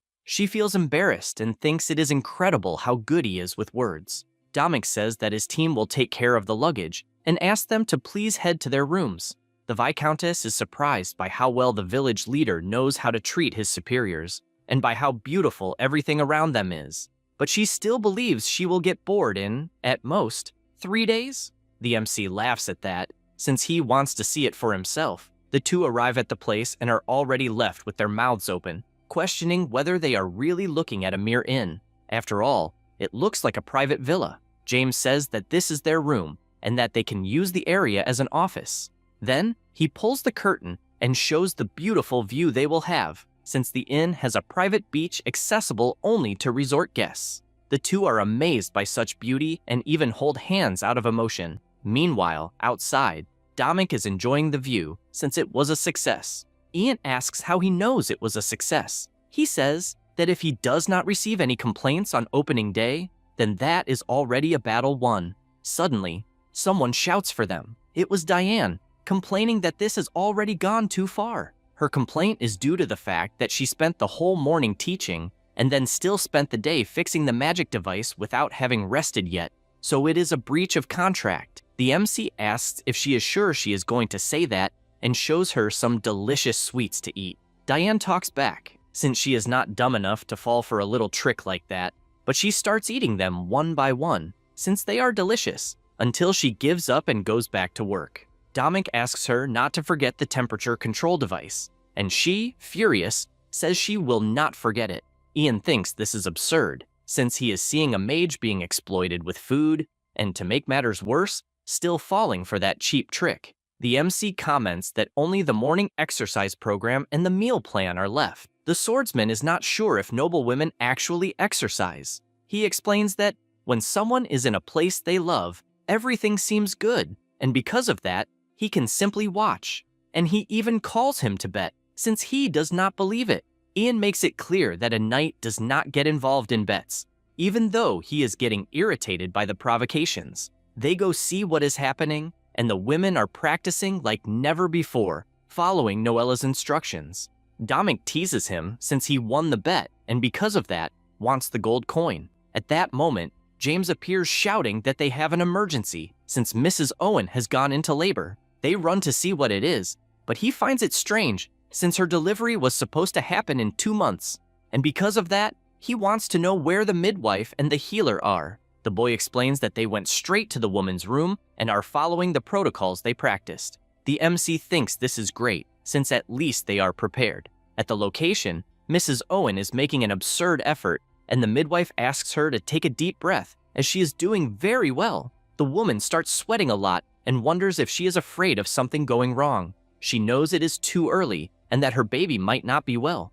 At that moment, she feels a strange aura. It was the priest reciting a magical prayer to calm her down. She feels that she has nothing to fear, since she is in the presence of the midwife and the priest, and needs to be strong so the baby can be born safely. After all that effort, the little boy is born healthy, and everyone congratulates her for doing well. Sometime later, already at night, the news that Mrs. Owen had given birth had already spread throughout the entire place. The women think this news is wonderful, and Noella asks if it really is true that the midwife and the priest were already prepared. The woman answers yes, since she asked the staff, and they said they have a prenatal and postpartum care program ready. They are surprised by such preparation. The young woman reinforces that the maid said no one from outside can enter during the birth, and that they also used a cloth to cover the lower part of the body. so only the midwife, the priest, and the healer could see. The Viscountess thinks about it, since it is customary for visitors to watch the birth to offer their blessings, but apparently the inn really blocked people from entering. This makes her imagine what it would be like if she stayed at the inn when she had her child, since that way, she would not need to show the birth to just anyone, and she has decided that her first child will be born there. And so, the world's first postpartum care center began to make an impact on high society, leaving the nobles shocked. Sometime later, Dominic has a smile from ear to ear because of how much money he is making, since at this rate he will be able to pay off his debt very quickly. Callan tells him to stop making those bizarre smiles. Since he looks more like a goblin, he does not care much about that, since he has plenty of reasons to smile, as they will be fully booked until autumn. Besides that, he says that looking at the reservations, there are many mothers wanting to give birth at the inn, and perhaps it would be interesting to build a temple of the goddess right in the village. That is because the priest said that helping in the rooms helps one reach a higher plane. The noblewomen who are giving birth gave a generous honorarium to the temple and said they would cover the construction costs. The bald man sees no obstacle and asks why he did not accept immediately. He explains that it is an important matter to resolve, but they still need to ask the villagers' opinions. Callan thinks about it and says no one will have a problem with it, since, in fact, they will love it.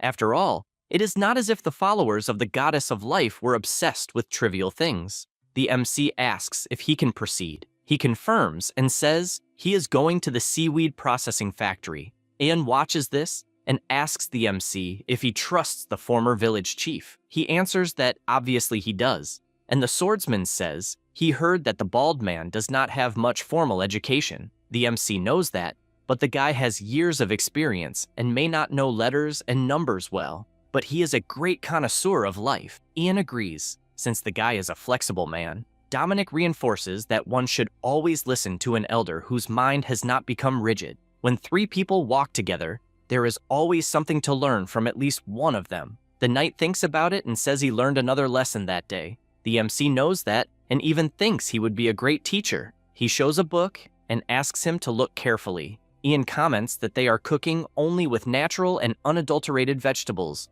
but he does not know exactly what that is. Although, judging by the notes, he is planning to open a restaurant. He confirms it since he intends to do that after the resort, because that will be easily copied by other people. So he wants to start a business that is difficult to copy. The swordsman asks what he means by difficult to copy. He answers that it is a tourism business. Meanwhile, at the kingdom's training tower, Sinclair sees that the MC managed to get the investment to build a resort for mothers and even prevented the nobles who showed up to give their blessings from entering. He no longer knows whether he is crazy or bold, and, since he stayed inside the house the entire time to avoid plagues in old age, decides it is time to leave the tower to see the village for himself. He goes to the door and envelops his sword with mana. Then, he imagines what gift he should give Dominic, since he became a swordmaster thanks to him at that age. However, first, he needs to see his grandson's face. Meanwhile, back in the village,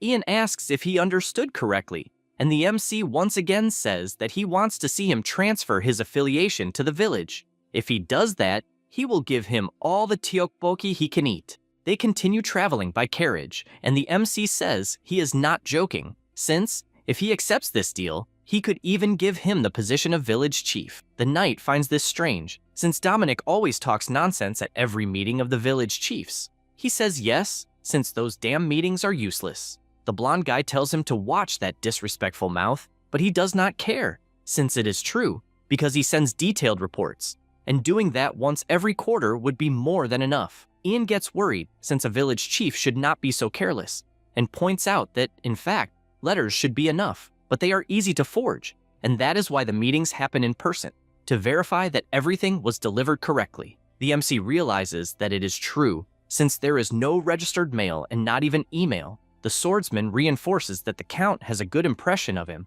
but Dominic is not so sure about that, since every time he is kidnapped or dragged to the mansion against his own will.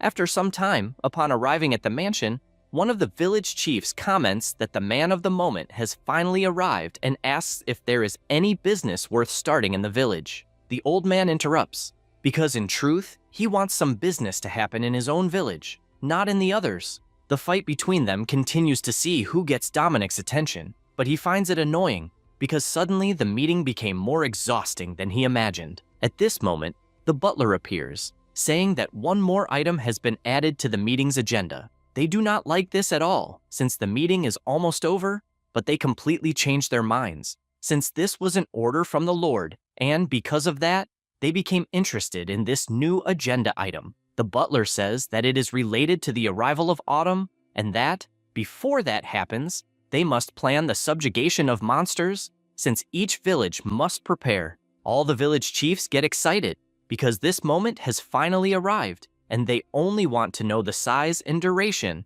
and whether the meeting point will be the castle. Dominic, not knowing much about it, asks if this subjugation is dangerous. The old man realizes that it is the MC's first time and says that the southern region has long been protected by the sea, desert, and mountains, so there are not many monsters. However, it is necessary to eliminate the monsters when the colonies begin to grow. Dominic still finds it strange because everyone is excited about bloodshed. The old man agrees that it is dangerous, but emphasizes that each village gains a lot from it. After all, it is an unplanned mobilization. They will obtain rations, supplies, workers, and much more, and the Lord always pays very well, and that is why everyone gets excited. Dominic imagined that he had nothing to gain from this, and just thinking about it makes his stomach hurt. At this moment, the butler informs him that the Count has summoned him separately, and because of that, the guards appear, taking him away once again against his will. After arriving in the Great Hall, he greets the Lord, and Patrick believes they have already heard about the monster subjugation, and because of that, he has a proposal to make. Dominic asks if he is serious, since he does not understand much about it, and the Count tells him not to worry, since in truth, he wants him to serve as the field kitchen manager for the soldiers in the designated territory. The MC does not like this very much, and asks if, by any chance, this work is not normally done by soldier cooks or by the head chef. He answers yes, since, in fact, the head chef is an excellent cook. However, during the soldier's last training, he witnessed even greater cooking skills, and because of that, there is no reason to hesitate. The MC cannot believe that preventing a flu outbreak ended up turning against him, since it seems like hard work with no financial return. Besides, he is the owner of a resort and gold comes in every month, so there is no reason to take on an exhausting job. Ian notices that he is hesitating over the Lord's proposal and simply cannot believe that a mere village chief is daring to do that. Patrick comments that, from the time he is taking to think, he can presume that a few coins will not buy his time, and the MC immediately bows, since he did not mean to be disrespectful. After all, feeding the soldiers is an important job, and he was only worried about not meeting expectations. The Lord finds this a relief, but reinforces that if he handles this very well, he intends to give him something he truly needs, and not just a few gold coins.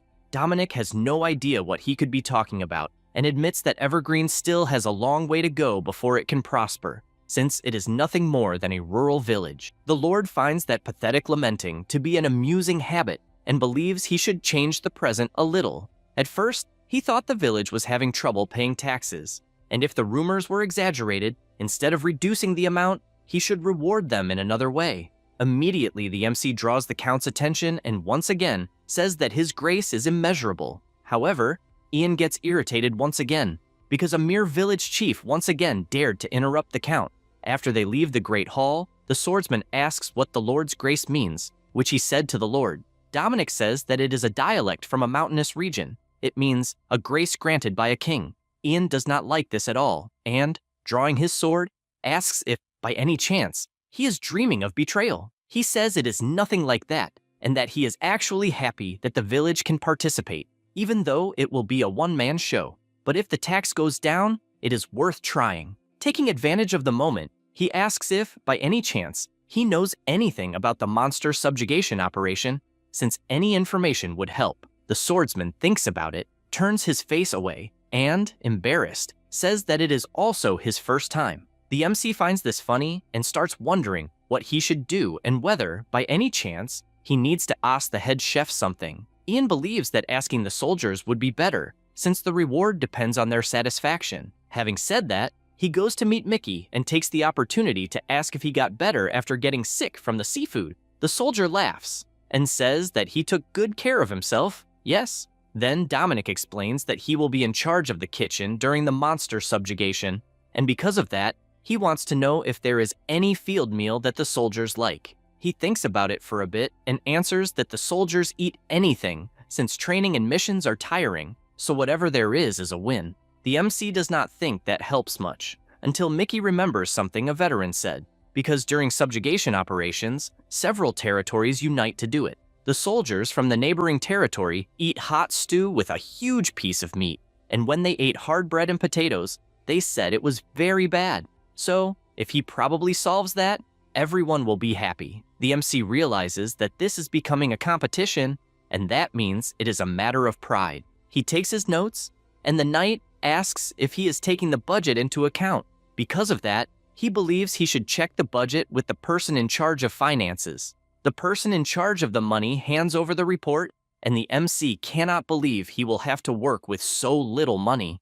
The old man comments that in order to stay close to the county's shared budget, there was a 20% increase compared to last time, so he should not be disappointed. Dominic realizes that he is referring to the county of Delt and asks why the comparison with there. He realizes that the village of Evergreen is a new village and that the rumors have not reached there yet. So he explains that Delt's territory has some lands more fertile than the Empire. However, even a territory like that has some problems, such as military strength. Full bellies do not pick up swords. They compensate for that with mercenaries. But it seems that this silently wounded the pride of the Viscount of that kingdom. During the last monster subjugation, this guy took advantage of the moment to do something unusual. The MC imagines what it is and guesses that it has to do with the soldiers' meals. The old man confirms it, since that was a success.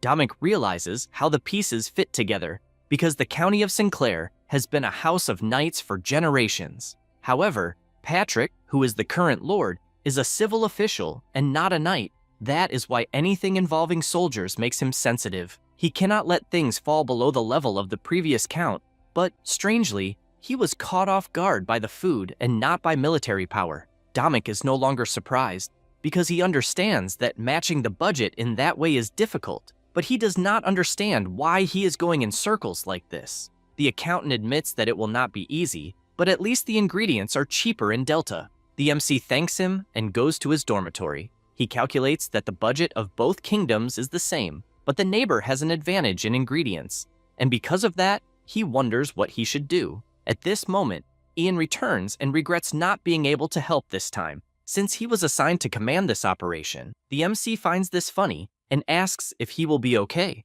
because if he really is the commander, he believes he will have to fight on the front line. The swordsman realizes that he is worried, but the MC denies it, because he only thinks it would be shameful for a mediocre skill to be exposed in front of the soldiers, and simply asks both of them to do their best to fulfill their assigned roles. Then, he says goodbye, because he needs to redo the meal plan. Ian becomes furious at this, since a mere village chief thinks he can dismiss a knight like that. The next day, the MC meets Anton, and the boy asks if this is really enough, because it is very simple, and he could help cover the money for the seasonings. Dominic refuses, since, if they do that, the Count will not be able to hold his head high, and only asks him to introduce a trustworthy blacksmith and carpenter. Sometime later, in the territory where the troops are gathered, Patrick is talking to some soldiers, until someone appears asking if Count Patrick is there. This is Viscount Delt, saying that he did not expect the Lord to want to march personally. After all, he has so many fine knights under his command that he could stay in a comfortable armchair. He gets irritated by these provocations and retorts, since he was eager to see the skills of the famous Viscount, the fierce one of the battlefields. The fat man feels that indirect jab, and the two stare each other down, leaving the troops worried about how this will turn out. The commander tries to cut through the tension by asking them to eat first, since they are tired from the long journey. Delt says that he recently read a military treatise that described a way to win the hearts of soldiers. And, according to what he read, one must first fill their bellies very well. He also emphasizes that he would love to feed the allies. But money is always a problem. Patrick keeps trying to endure the provocations and confirms that, indeed, the troops need to have full bellies. The Viscount loves hearing that and asks to see the tasty meals of that county. He goes to the table, and the head of his kitchen prepares a delicious banquet that leaves even Patrick's soldiers impressed, since it looks very good. Delt declares that he has always focused on excellent meals, and that even fine ingredients become horrible if the chef ruins them. Then, the fat man calls out to the Count and provokes him, saying that the county must certainly have more delicious food, and asks please for him to teach him. Patrick loves being underestimated like this, and that is why he says he cannot refuse such a request. He asks him to follow, since it would be better to see the food distribution for the soldiers with their own eyes. Meanwhile, the MC is going crazy coordinating the troops from one side to the other because everything is a mess. Ian appears without understanding what this chaos is, and does not understand why Dominic seems nervous, since he was quite used to dealing with these things. Suddenly, it is announced that everyone must show respect. However, Patrick asks them not to worry, since the soldiers can finish their meals just peacefully. Meanwhile, the fat man cannot believe what he is seeing. An outdoor buffet has been prepared, and the Viscount questions what the hell this is, since he has never seen food being served this way. The commander assumes that they are using alcohol lamps to keep the food warm, and then organizing everything so they can serve themselves whatever they want to eat. Patrick admits that he found this chef's idea brilliant, and that, when he heard it for the first time, he did not understand, but after testing it, he laughed in admiration. Delt says that he can feel how much the Count cares about his soldiers,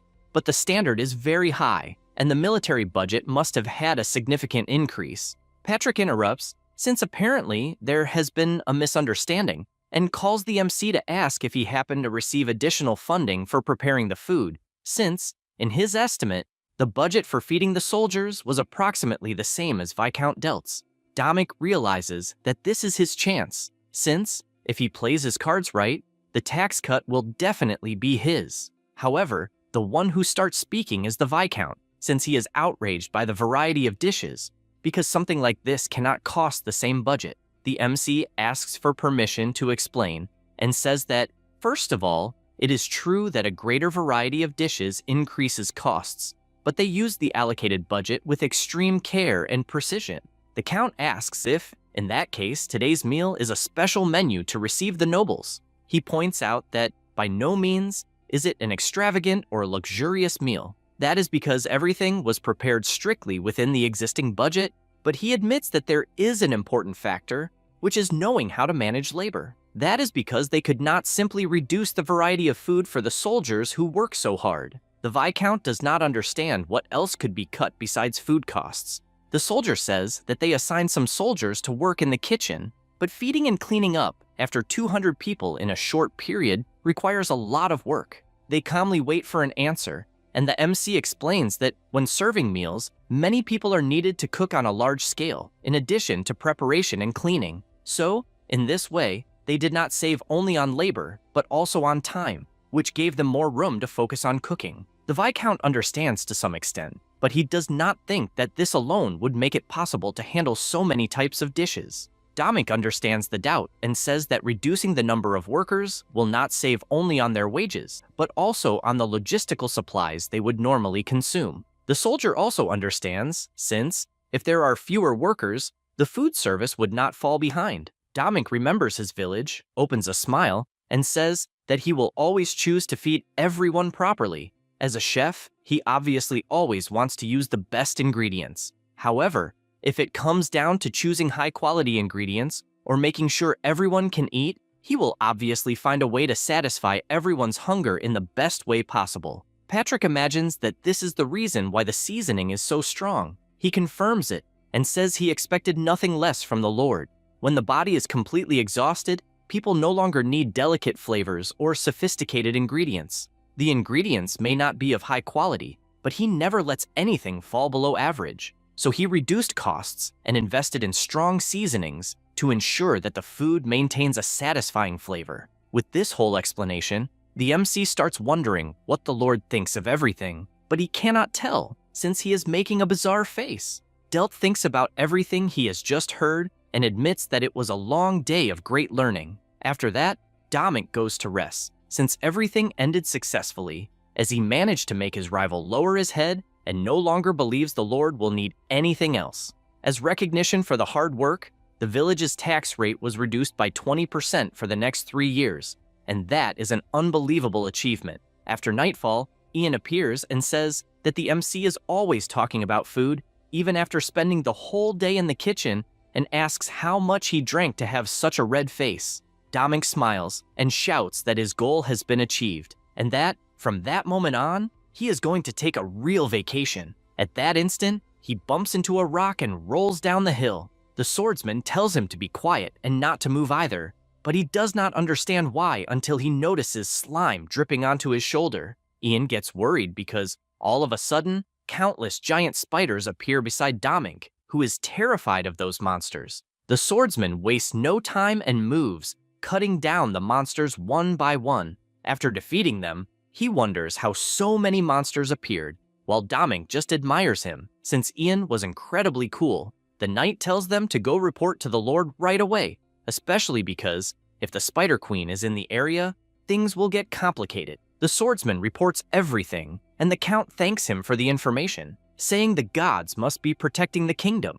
A soldier finds it strange that the Groot spiders are so far from the depths of the cave, since they are rare monsters to see. Delt agrees and wonders if something happened in the mountains for them to move in such large numbers. Ian asks for permission to share his thoughts, and says that Groot spiders are indeed extremely rare, and if a monster like that appears on the surface, it means something is not normal. Patrick assumes he is saying that something unusual happened. He confirms it and believes it has to do with the Queen, and to be more precise, after the Queen finishes changing, she begins preparing to collect an enormous amount of food.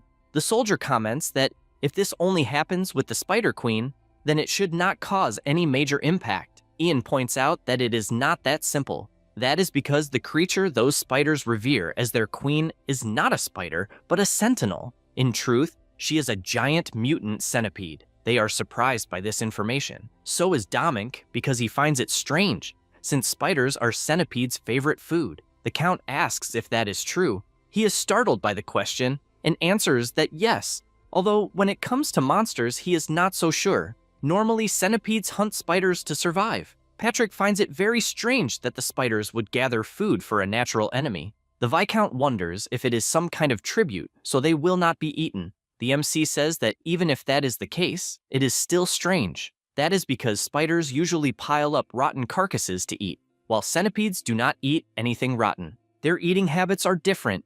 They realize that things are becoming more and more complicated, until an idea comes to Dominic's mind, and he asks the Lord whether that prey might actually be an offering to the centipede. He does not understand what that means, and the MC suggests that maybe it is not being offered to the centipede, but to another entity that can get rid of its natural enemy. Patrick immediately understands what he is talking about and shouts for them to select the best elite knights to form a reconnaissance group. The mission is to discover the connection between the spiders and the centipede and, if possible, kill the queen. Ian says he understood perfectly, but lastly, the Count calls for the MC, who is confused about being summoned, and in the next moment, he is holding a sword for battle, which leaves him furious, wanting to know what the hell is going on. He asks if there is still time to run away, but the swordsman does not recommend that, since violating military orders can lead to the death penalty. He does not care about that, since he is not even a soldier,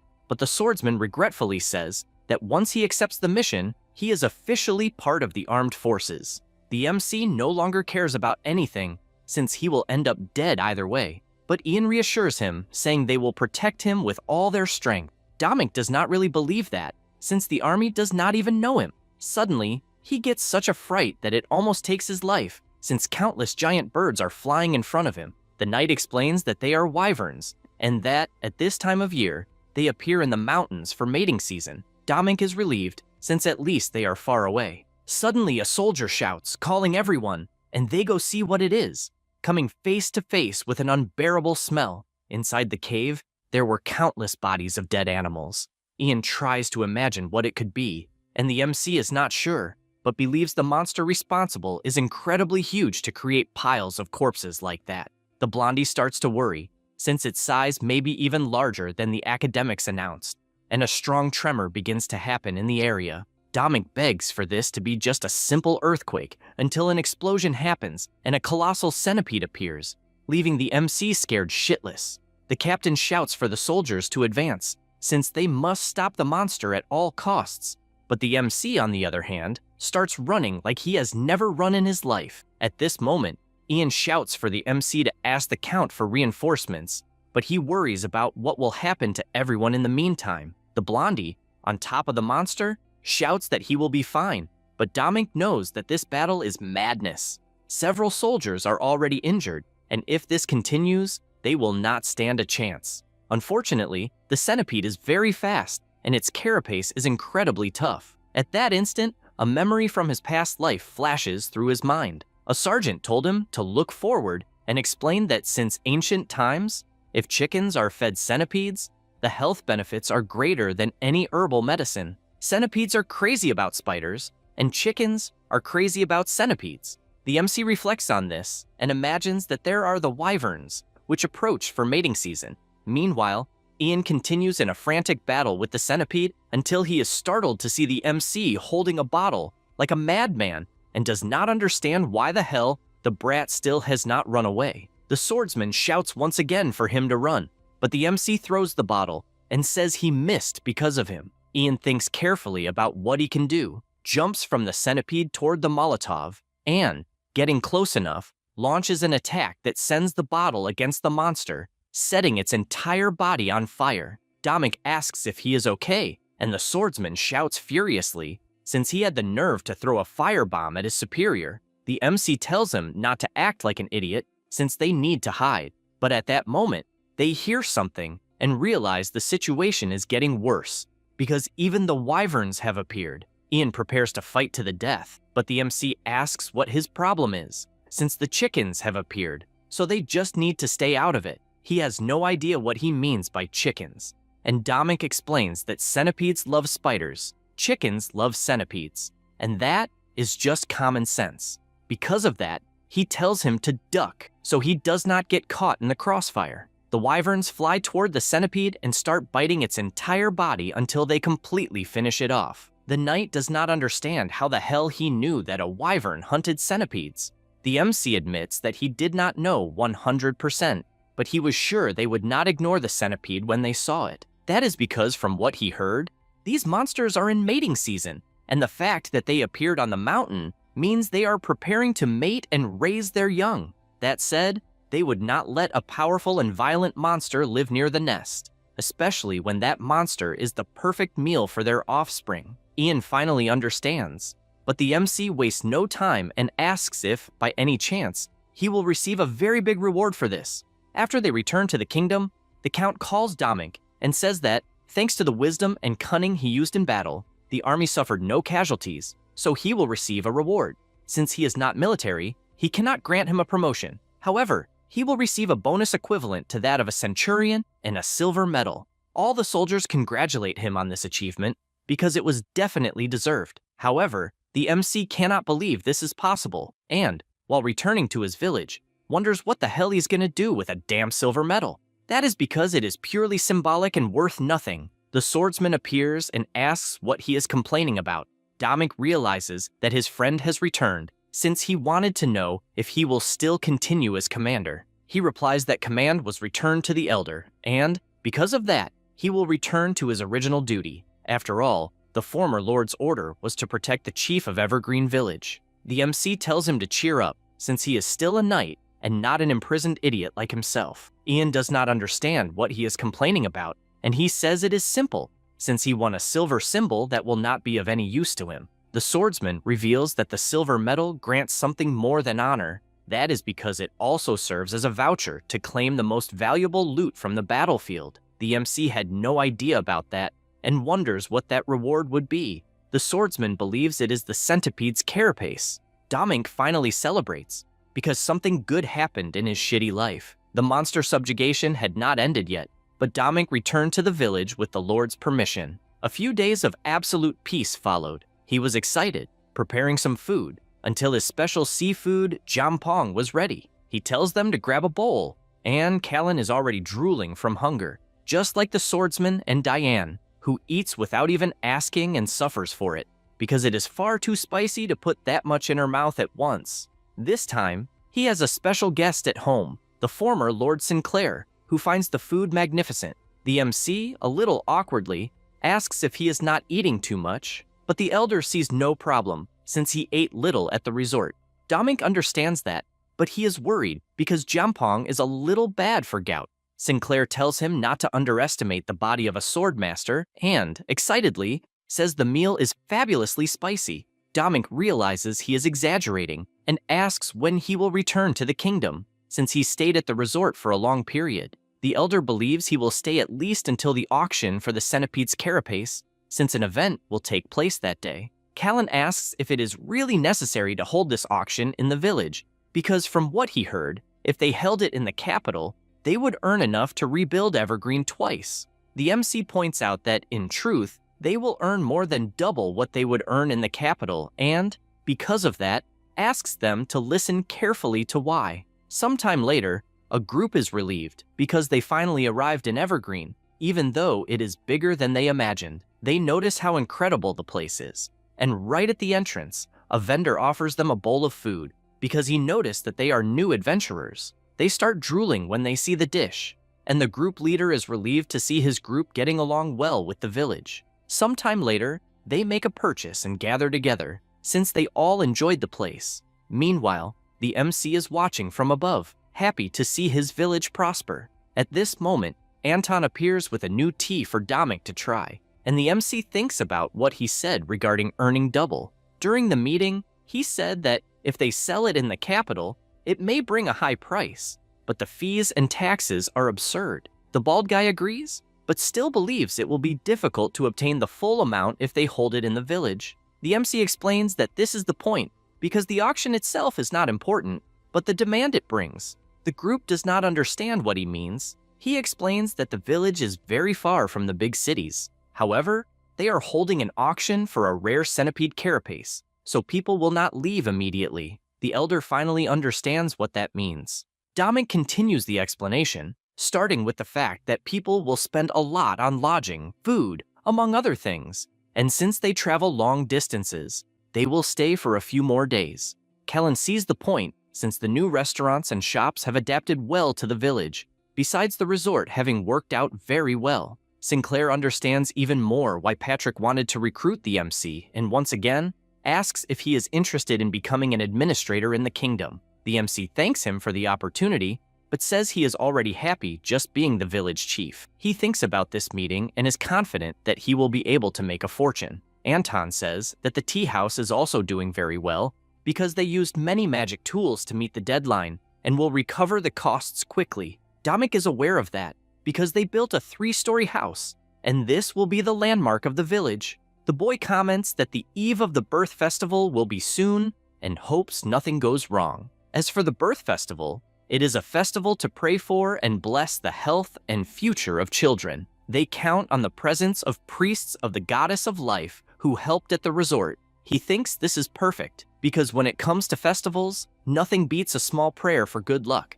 since, as the priests are offering their blessings, everyone will want to buy a talisman. He finds it so relaxing that he can even hear the money coming in because he needs to make a fortune as quickly as possible so he can retire. Suddenly, Dominic hears someone shouting to get out of the way. Everyone looks down to see what is happening. A group is shouting at a young woman because they do not mind hitting women. However, she makes it clear that this is great because she also loves hitting men. The MC panics since things have gone crazy very quickly. The group once again tells her to give up her place, or else they will have to show her the hard way how to break bones so she learns. She tells them to stop talking, since a barking dog does not bite.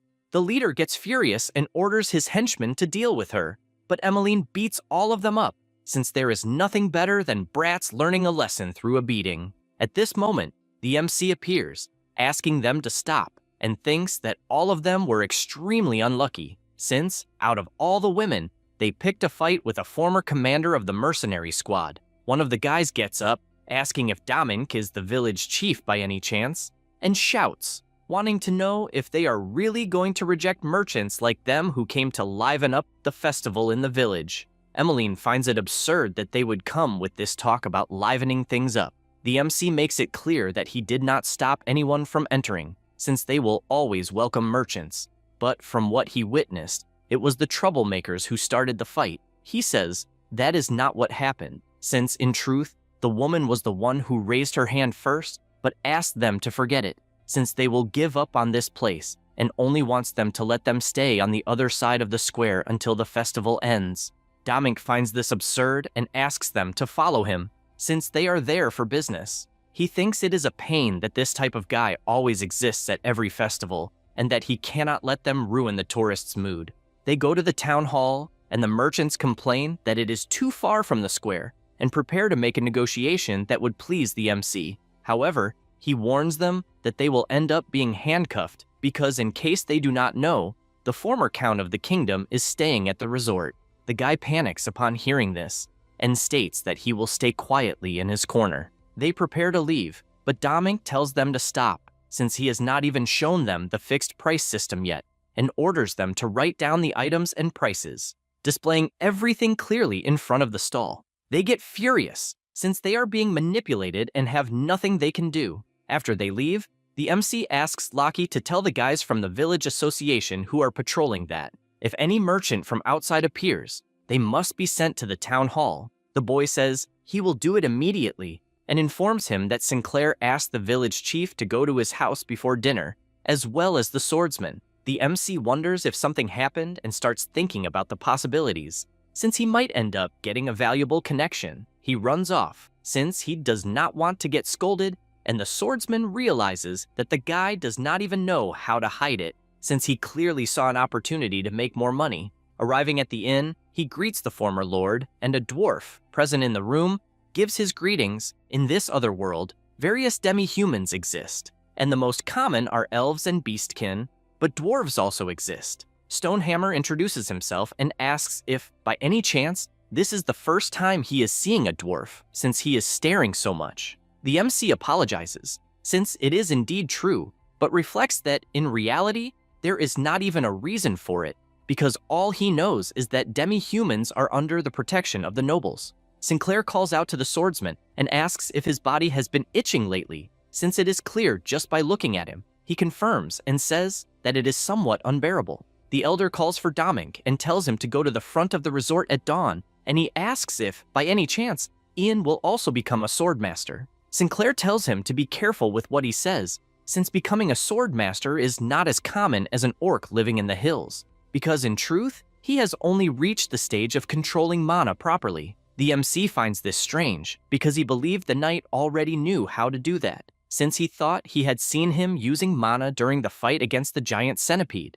Ian explains that there is a huge difference between manifesting mana and controlling will. Domink does not quite understand, but his bigger question is why he was called and whether, by any chance, it was just to be introduced to Stonehammer. The elder laughs and says that, in truth, he wanted to ask him to let the dwarf stay in Evergreen for a while. The MC assumes he must be going on vacation, but the former lord says that, in reality, he would be living in the village. Domink does not know if it is a good idea for a dwarf to join the village, since they do not have mines, blacksmiths, or even a famous brewery, which they usually like. Stonehammer cannot believe that the village also has no mines or blacksmith. That expression makes it clear to the MC that, in fact, the dwarf is not on vacation, but rather looking for work. Sinclair notices how clever the village chief is, and reveals that, in truth, Stonehammer is a fugitive. The MC immediately refuses, and even allows him to stay for a short trip,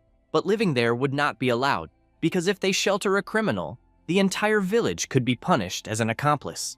The dwarf stiffens, since at no point was it said that he committed a crime. Domink does not understand this, since he is a fugitive, but has not committed any crime, and asks who is pursuing him. Stonehammer answers that no one is, because he simply hates being dragged into irritating human politics, and that is why he asked Sinclair to recommend him a quiet place to live. The MC finally understands how great this is, because a dwarf simply fell into their lap, and he immediately welcomes him to Evergreen. Stonehammer finds this sudden change of mind very strange, and asks if, by any chance, he can build his house on the hill. The MC sees no problem, and even suggests a place for the blacksmith. This makes the dwarf like him even more. At this moment, Sinclair interrupts because he wants to know what he meant by mentioning that troublesome things might happen and whether a war or something like that is starting. Stonehammer says it is nothing serious, because he was simply passed out in an alley after drinking too much and heard something. In short, what he heard was that the Crown Prince is not the Emperor's son. All three of them are shocked by this information, and he goes on to say that, apparently, the arrogant bastard is not the biological son of the Emperor, and it even makes sense, since they do not look alike at all. He sees the strange expressions on the three of them and starts worrying whether this is a big problem for humans. The next day, the MC asks whether he reported the gossip to anyone else. Stonehammer tells him not to worry, because even if humans are not trustworthy, dwarves do not lie. He says that it is fine, but asks him not to repeat it, because it is a relief that only they heard it. Otherwise, they would be in trouble. The little bearded man sees no problem in keeping a simple secret and asks to buy some sausages as well as beer. While he is devouring everything, the MC and Ian come to the conclusion that neither of them managed to sleep properly after learning about the scandal. That is because, clearly, such explosive news would keep anyone awake, except for the dwarf, who seems more excited than ever. The MC explains that the stalls do not open every day and are only open because it is the eve of the festival, but even so, there are usually several on the street serving the resort guests. Then the two of them, still worried about the situation, simply hope that the dwarf does not cause any problems. Stonehammer starts drinking like crazy, going from one place to another, and the two of them become increasingly terrified by the fact that the dwarf could spread the rumor at any moment. The next day, the first birth festival began. The priest is blessing another child born in Evergreen and starts his prayer. All the nobles present also pray together, and the MC reflects on what a possessive spirit sitting in prayer is. Ian says that it is a divine descent, although he has only heard about it and has never actually seen it. Dominic feels embarrassed, because it is very similar to the fact that he came from another world, but all he can imagine is that the goddess descended to bless everyone, and they definitely will not forget this festival. Now, all that remains is the auction at night, and the swordsman asks if they really need to do this. He answers that they do, because that is exactly where the romance is. Since along with the auction, there will be a masquerade ball on the beach at night. The women find it incredible that the village chief is also organizing an auction and a ball, and even believe that he is from a fallen noble family. Her friend is not sure, but thinks it is very romantic, because if they pay a little extra, they can choose a pretty mask. They can also participate in the ball, even if they do not participate in the auction. At this moment, Lockie appears saying that the masks are selling like crazy, and the MC asks him to make sure to keep a good record of what is being sold, because they need to distribute the profits to the makers. Then the dwarf appears, and after being questioned about what the hell he is wearing, says that he needs to show off his body because it is a custom of his race. Then he says that he also wants to participate in the auction. Dominic sees no problem, but asks if by any chance he has money. He says he does not, but points out that his very existence is considered money. He says that before the centipede skin auction begins, he can sell 5 of his craft vouchers and must say that he will make whatever they want within 3 months after the forge is completed. That should be enough to buy a few pieces of the centipede skin. The MC finds it incredible how a dwarf is so confident even without money, and that is amazing. It is announced that the auction will begin soon, so the two of them run off since they cannot be late. After that, at the resort, the MC asks Ian to go, since he himself will stay inside the inn. The swordsman finds it strange, since he imagined it would be a great opportunity for the village chief to make connections. He points out that a masquerade ball is taking place, so everyone is too busy looking for romance, and shows him a piece of paper, since they can make a fortune with it. In addition, he says he will give him a brand new sword and armor, since they have been through many things together. Ian thanks him, although he is perfectly fine with his sword.